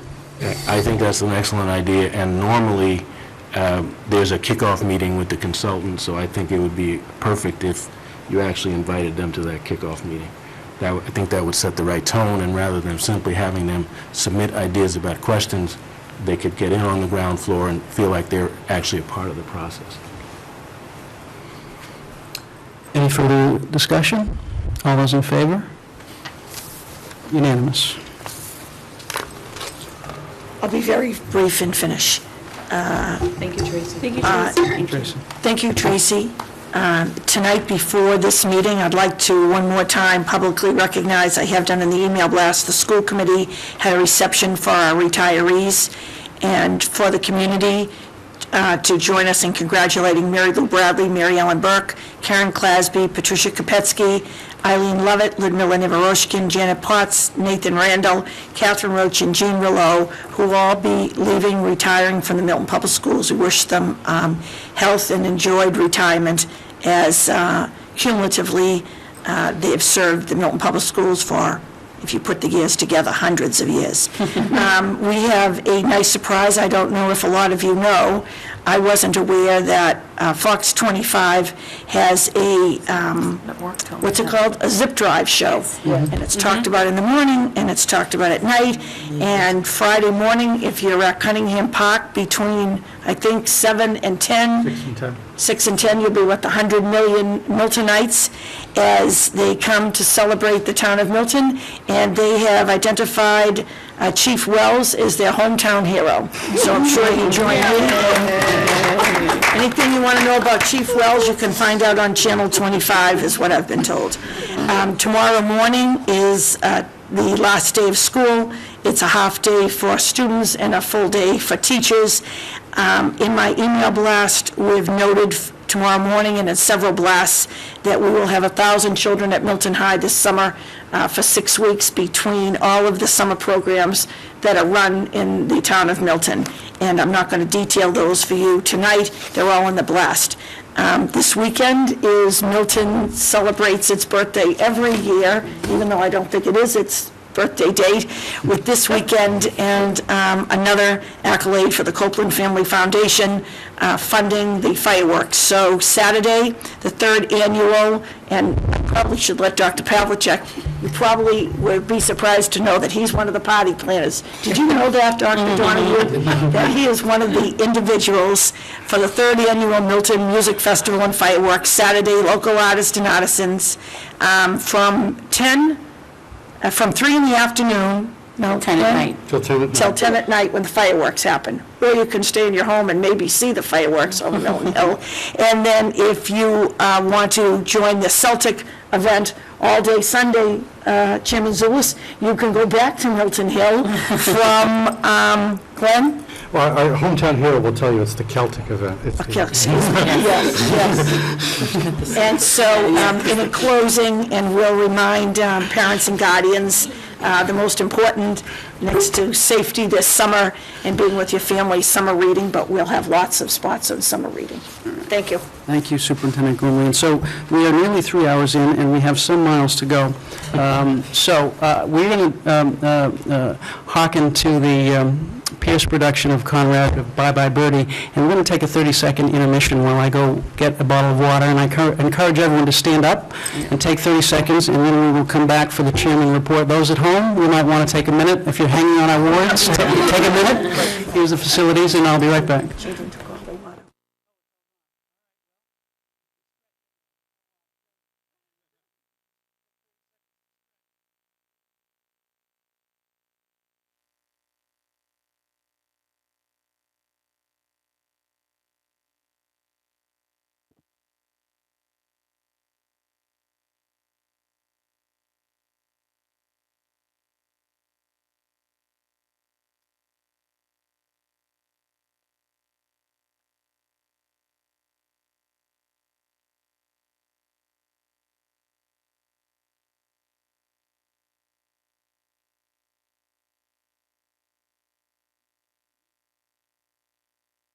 Chairman's report. The first issue is the school year calendar follow-up discussion.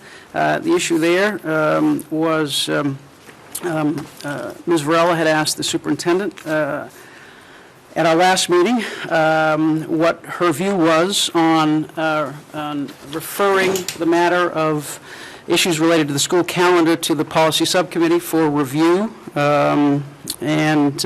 Superintendent indicated at that time that she wanted to consider the matter and get back to us at this meeting with her views on that. So I guess that's where we are. It's fine to send to policy for policy to look at the religious holidays. Okay. So the question is whether this committee wants to refer issues related to the school calendar to the policy subcommittee for review and possible recommendation. So the floor is open.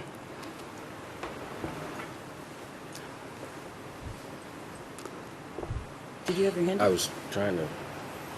Oh, Mr. Wong. I thought you were pointing to someone. Yeah. Pointing to someone.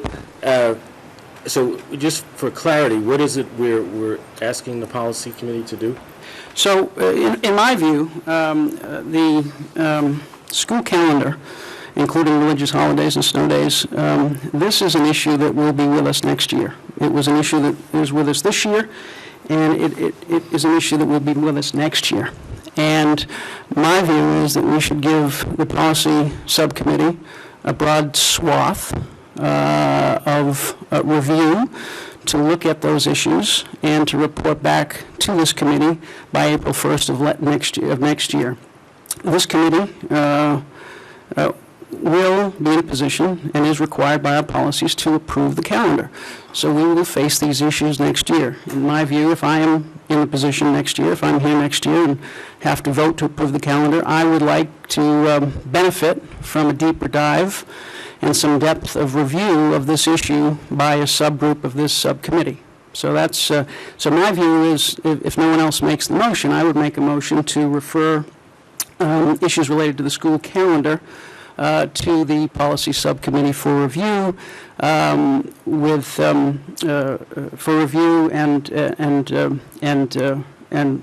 report and recommendation by April 1st of next year. So that's my view of it. And if no one else makes the motion, I will. Follow up? Sure. So I think this is something that falls, as I said last time, something that falls squarely within the superintendent's responsibilities, and we could ask her to do the same deep dive. But I think that there are more pressing issues for the policy committee. And I thought if I made that statement, I should be prepared to give some examples. So I am.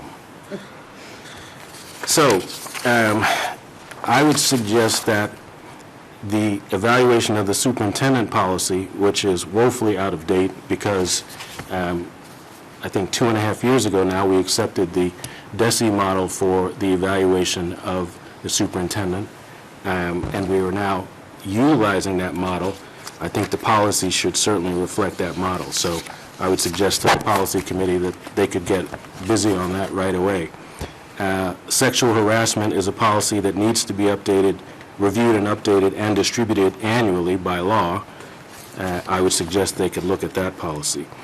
The diversity policy, I think, has not been looked at since 2006, and my reading of it suggests that it is a very good candidate for some revision.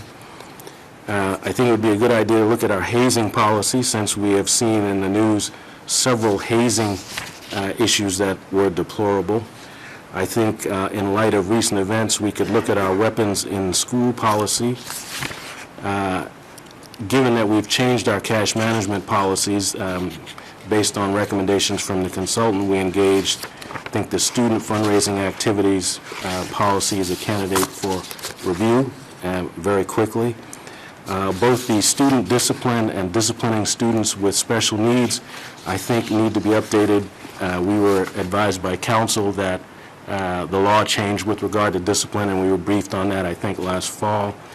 And then finally, I would suggest that the policy committee could and should meet with the superintendent and the high school and middle school principal to review whether the bullying policy, and specifically the cyberbullying policy,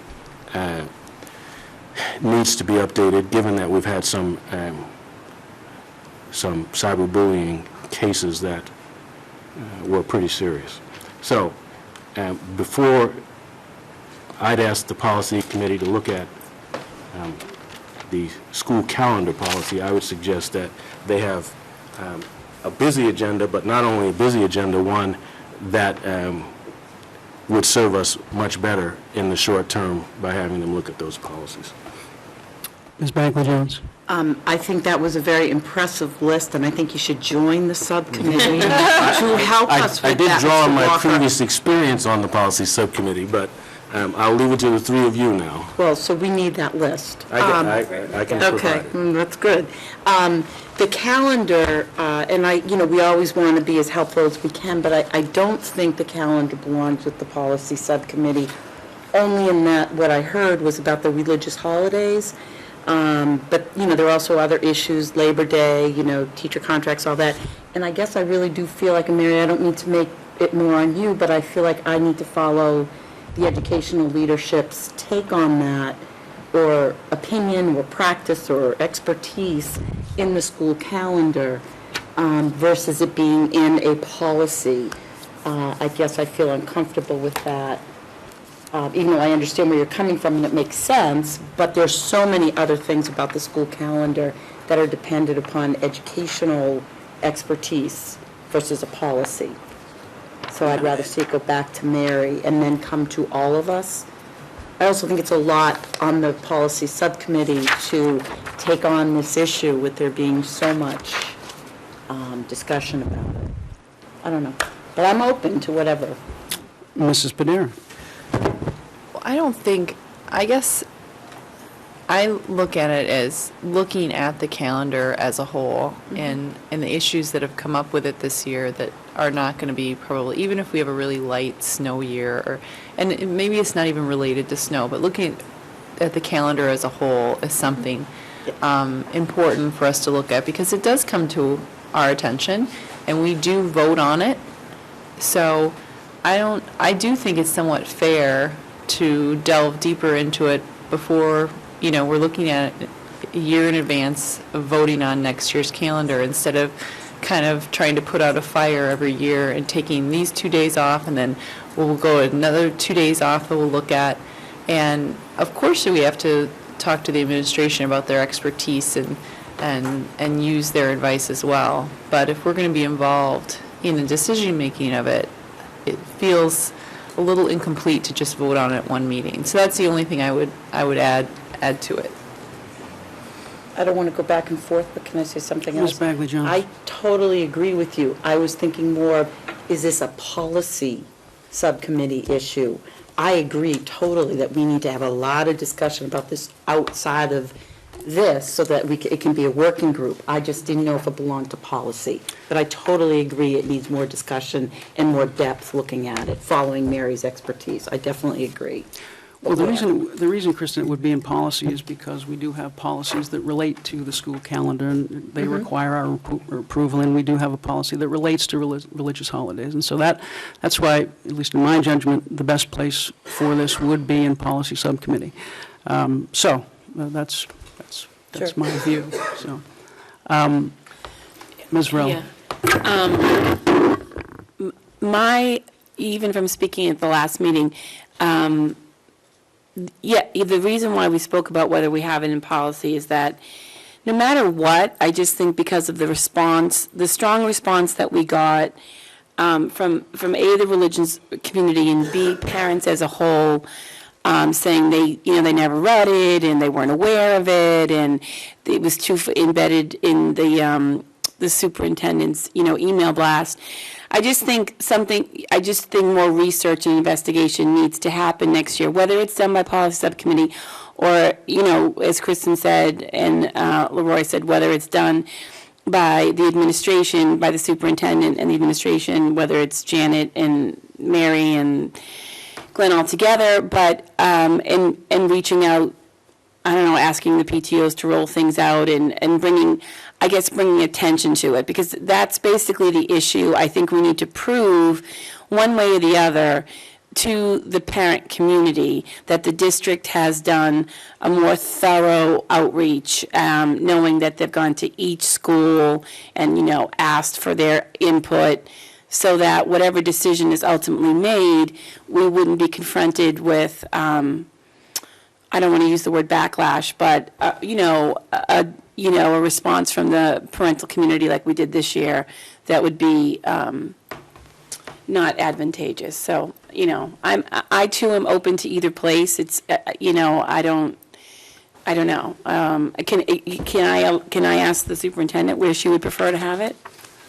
Well, I think I responded at the beginning. You had asked the last time, Ms. Varela, and I said it's fine for it to go to policy. I would say also, we don't have to bring up this issue again, but you serve on the PTO presidents, and several people at this table have served on it. And on behalf of central office, we did do a tremendous amount of work with the PTO presidents. We asked them, they're always, to a person, a bellwether of how they're feeling. And so we spent 3 PTO meetings on this. So I want you to know that this was not, as I started my statement the last time, a decision I made lightly. We did a lot of investigation with other districts. We're not going to belabor this now, what districts made the change. But as I started, when we started, I said it's fine with me for a policy to look at it. But the irony, Ms. Padera advocating for policy, I don't think anybody realizes that when Labor Day is, to park testing, to other holidays, the number of factors that go into the school calendar are huge. Right. One quick example, people will quick to say, why don't you make a vacation in March and eliminate April and February? But what they don't understand is now with park testing, you can't do that. So it's a lot more than, it's not an arbitrary decision. Well, that's absolutely right. And the other thing I would say is that typically those decisions and those reviews are not mutually exclusive. Typically on those issues, the administration has a recommendation, and many times when there's an issue, it is referred, or the subcommittee takes a review of those issues as well. And in the policy subcommittee, typically, the assistant superintendent for business or the superintendent sit in on those meetings and lend their expertise. And so, from my perspective, it would be helpful in making a decision, which we need to make next year on an issue that is not going away. Right. So that's my view. So, Ms. Varela. As someone who was on PTO leadership and who attended those meetings, I have to say that on behalf of all the PTOs from the 4 schools and Pierce, I want to say maybe shame on us, because we represent the school as a whole, yes. And Superintendent Gormley did ask, many times our gut reaction, our feel, like, how do you feel, your school would react to that? But I know for certain that there was not like a thorough survey done at Pierce or a thorough survey done at Cunningham. You know what I mean? It was much more of the gut reaction of the leadership team. And I think that perhaps we were at fault, that maybe we should have done a more thorough survey through PTO shout-outs, or even alerting them that the survey was going to be in the superintendent's report, to please look for it. Just more advocating on the PTO's part of the awareness. That's all I'm saying. So these would be all things that could be reviewed, certainly. So anyway, Dr. Donahue. So to throw in my 2 cents to make the full dollar, it seems from listening to the recent conversations that there have been some very valid suggestions about what the policy subcommittee should undertake by Member Walker, and I think those are quite valid and quite important. And Member Zulus has expressed a similar desire for us to take a look at this, and I see no reason why the policy committee, we're going to have a full plate, and what's one more topic, quite frankly. But I would not necessarily want to rush the process. We do have until essentially early April of next year, so I think it might make a lot of sense for, as Mr. Walker suggested, to permit the administration to look into this issue and come back to the policy subcommittee with some thoughts, and we can take it up in the course of the next 8 months or so. See how that relates to our policies regarding the school calendar, and have something by next spring. Like that. So given that, I guess I'll go ahead and move that we refer the matter to the policy subcommittee for review, and with an idea that they will report out and recommend by April 1st of next year, which should give them plenty of time to do that. Ms. Bagley-Jones? But there was another part of that. I don't think that was Mr. Donahue's motion, but you can tell me. Well, I don't know if he made a motion. Did you? I don't think that was his suggestion. Well, okay, that's fine. I was making a motion, but go ahead, Kevin, if you're. Well, so I would like to take this up. I don't know from a procedural standpoint if it matters that the matter is referred to us directly from the school committee now, or if it's brought to us by the superintendent in some weeks or some months. I'm open to either course of action. I'm open to further suggestions. Okay, Ms. Bagley-Jones. I don't want to cut you off, but I'm much more comfortable with it going first to the superintendent and then the policy subcommittee looking at that initially. I wanted to start with Mary, like Kevin said. That's what he was saying, right? Yes. Right. Start with the superintendent and then Right. go to policy with the superintendent. Okay. And then Okay. come back here with that. So Okay. we've done due diligence on every level. Mr. Walker? Might I offer a friendly amendment? The motion wasn't seconded yet, so we don't have a motion on the floor. So, you can, the motion hasn't been seconded, so Mr. Walker, I can either proceed with the motion and see if I get a second, and then you can offer a friendly amendment, or you can go ahead and offer a motion, and maybe we'll see if we get a second. Well, let's try that. I'd like to move that the school committee direct the superintendent to do research related to the school calendar as directed by the school committee, which means that school committee members can be specific with the superintendent about what types of outreach and other matters need to be researched, and that the superintendent should report back to the policy subcommittee with the results of that research by March 1st next year. And then if I could offer a friendly, well, I'll second the motion, and I'll offer, go ahead, Ms. Bagley-Jones. Is this sausage being made? It really is. Go ahead. No. I just wanted to ask a friendly amendment. Could it say that we request the superintendent to do it versus direct? Absolutely. Small, little wording. That's all I want. Absolutely. Thank you. And I would offer the friendly amendment that after receiving such, did you call it a report from the superintendent? Yes. That the policy subcommittee then report to this committee. Yes. With a recommendation.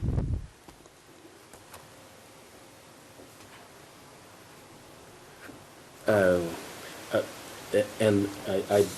let's try this. I'd say the policy subcommittee should determine, based on the results of that research, whether it needs to revise the superintendent's recommendation or make the superintendent's recommendation directly to the school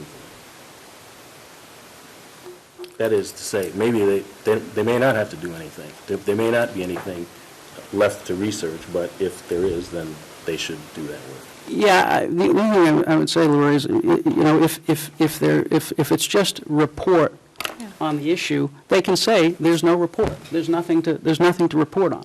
All right, so give me that again. And then after receiving I believe your words were the review results of research from the superintendent, that the policy subcommittee then report to this committee with a recommendation, if any, by April 1st. I'm fine with that. Okay. All right. So we have a motion that has been seconded. Any further discussion? All those in favor? Fabulous. Unanimous. Wonderful. Need another break? All right.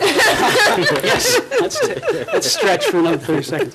All right, on to the Strategic Issue Committee package. We do not have a package for you tonight. I had discussions with Kevin this week about possible membership of the committee and what the committee might do, and Kevin has some thoughts, and I thought what we might do, we didn't get to the point where we could get you something in writing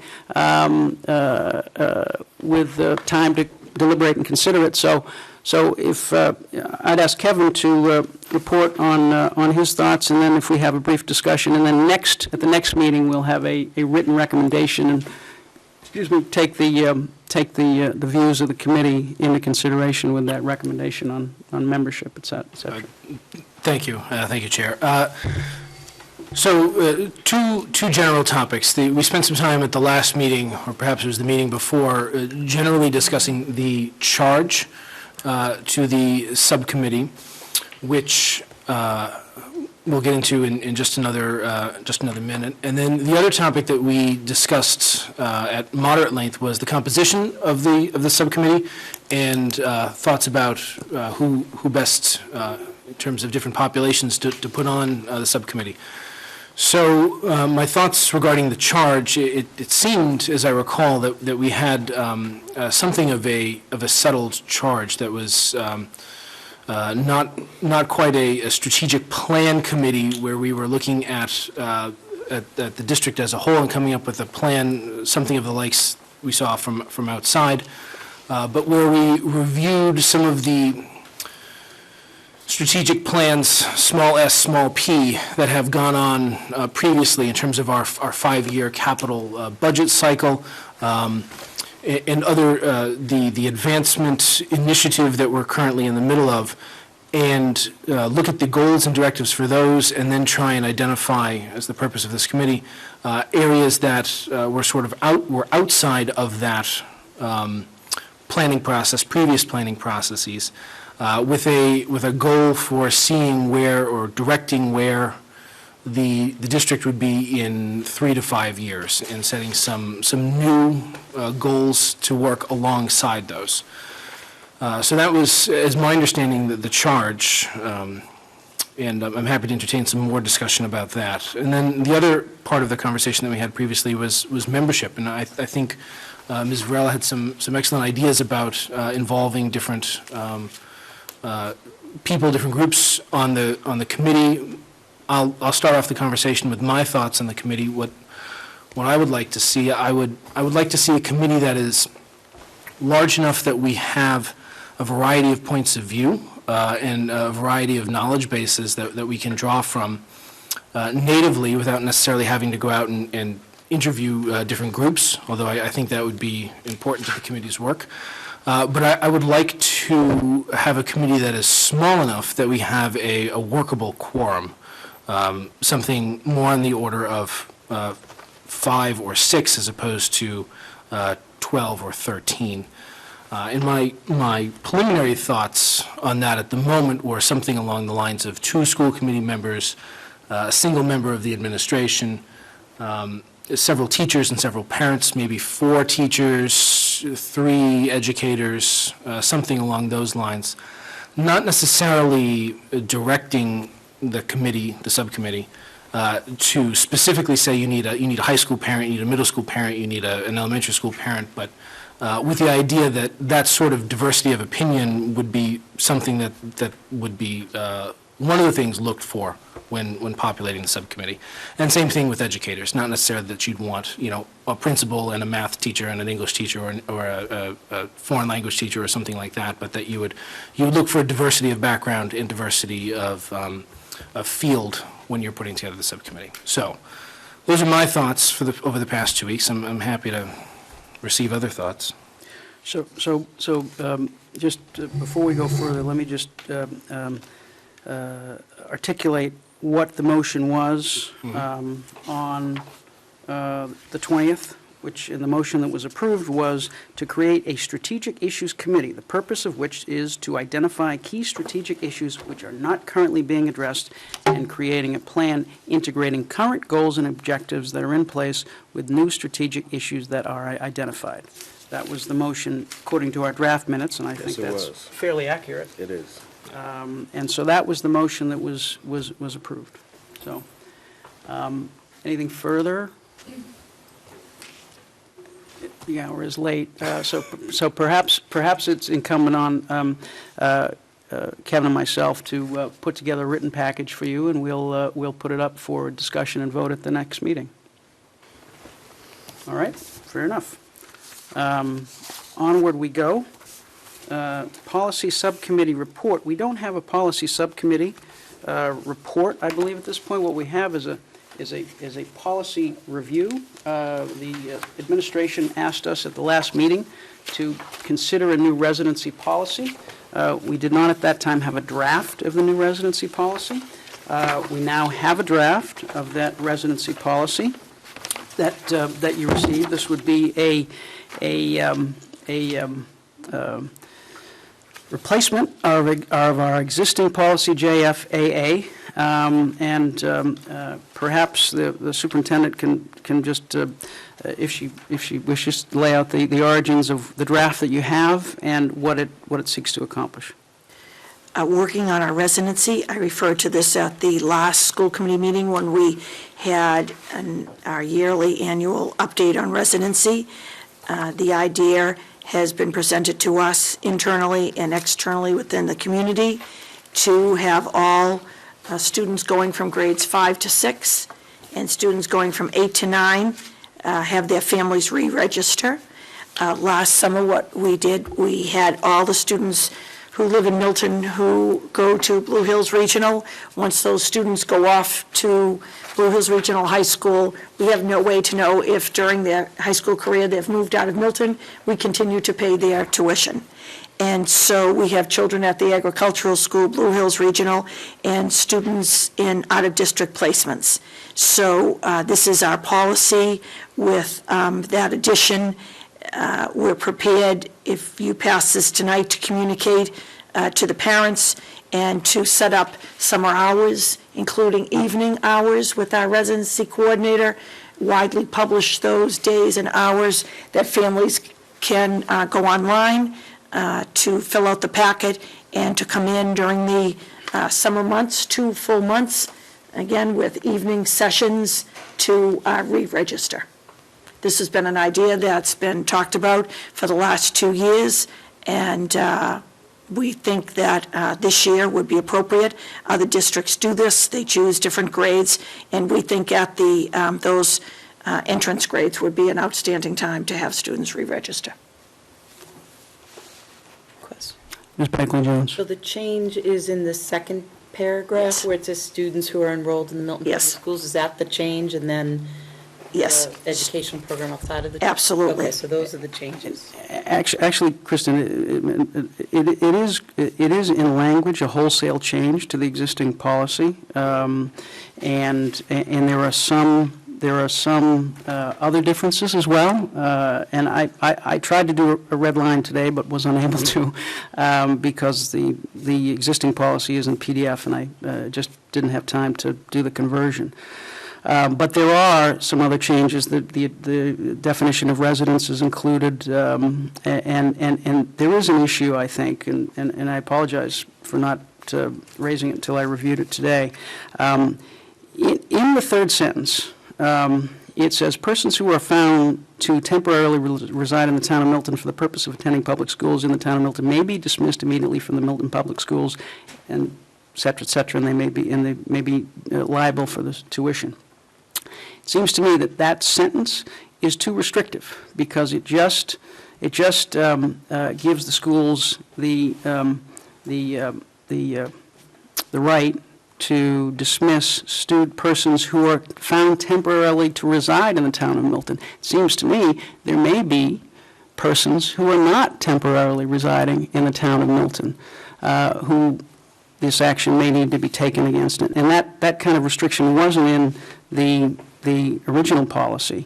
And so I think we need to work a little bit on the language on that. At least it's my judgment that we need to. I could be wrong, but that's my judgment.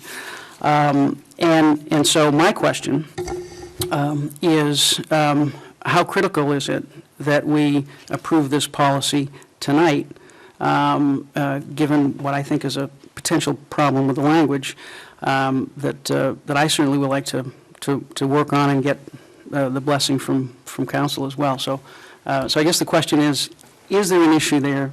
And then how critical is it for us to vote on this tonight if there is an issue there? Well, first of all, the legal counsel who advises us on residency wrote the policy, who deals with us.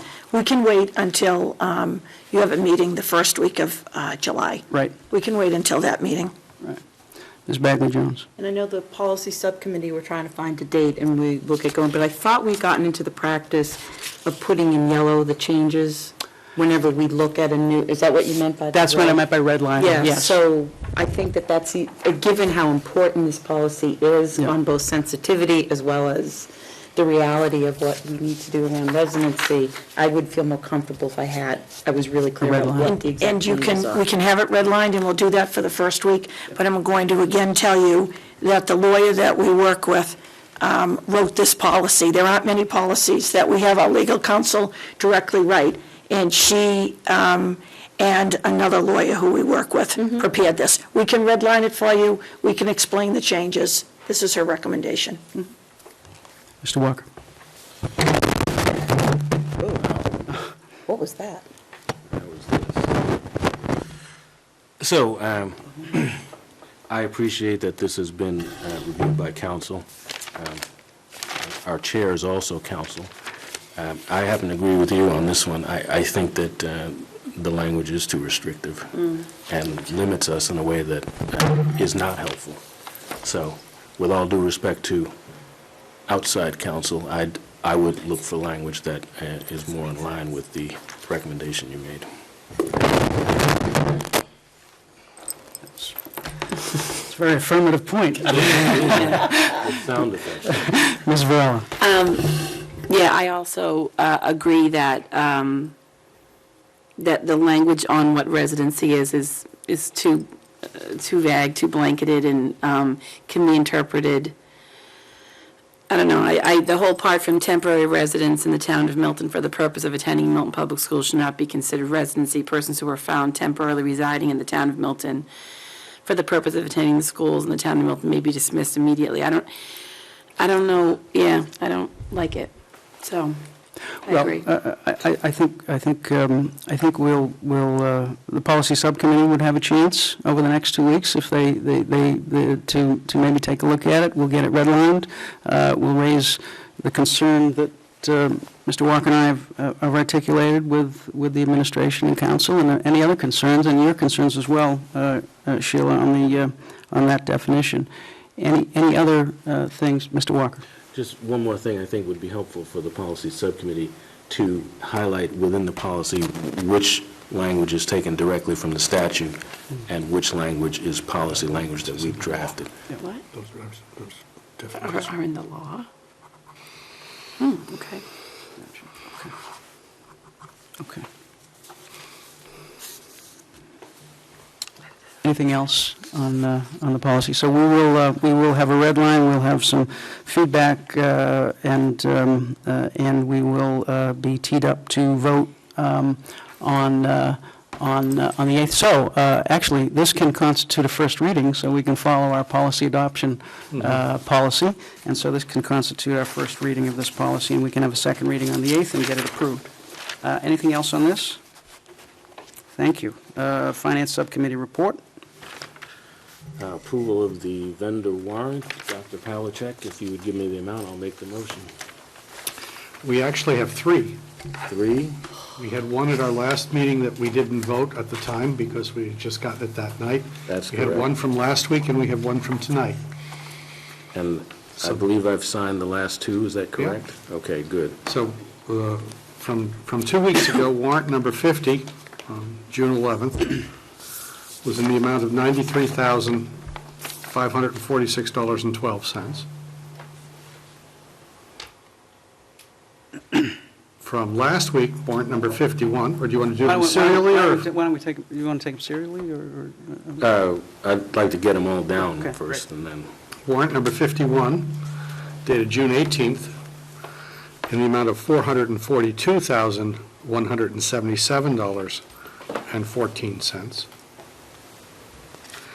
And warrant 52, dated June 25th, which will be here shortly, in the amount of $315,908.20. So move, I don't like this mic. Move approval of the warrant number 50 in the amount of $93,546.12. Second.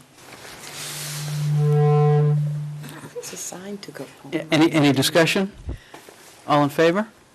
Unanimous. Move approval of warrant number 51 in the amount of $442,177.14. Second. Any discussion? All in favor? Unanimous.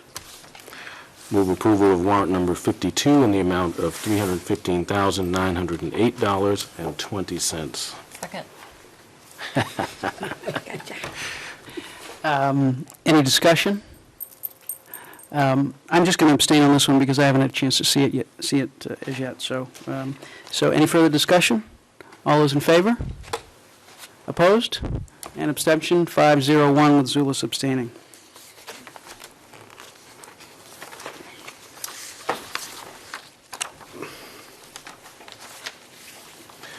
Next, we have a job description for the K-12 math director, and we lost the individual who was the high school math department head, and we also lost the middle school math coordinator.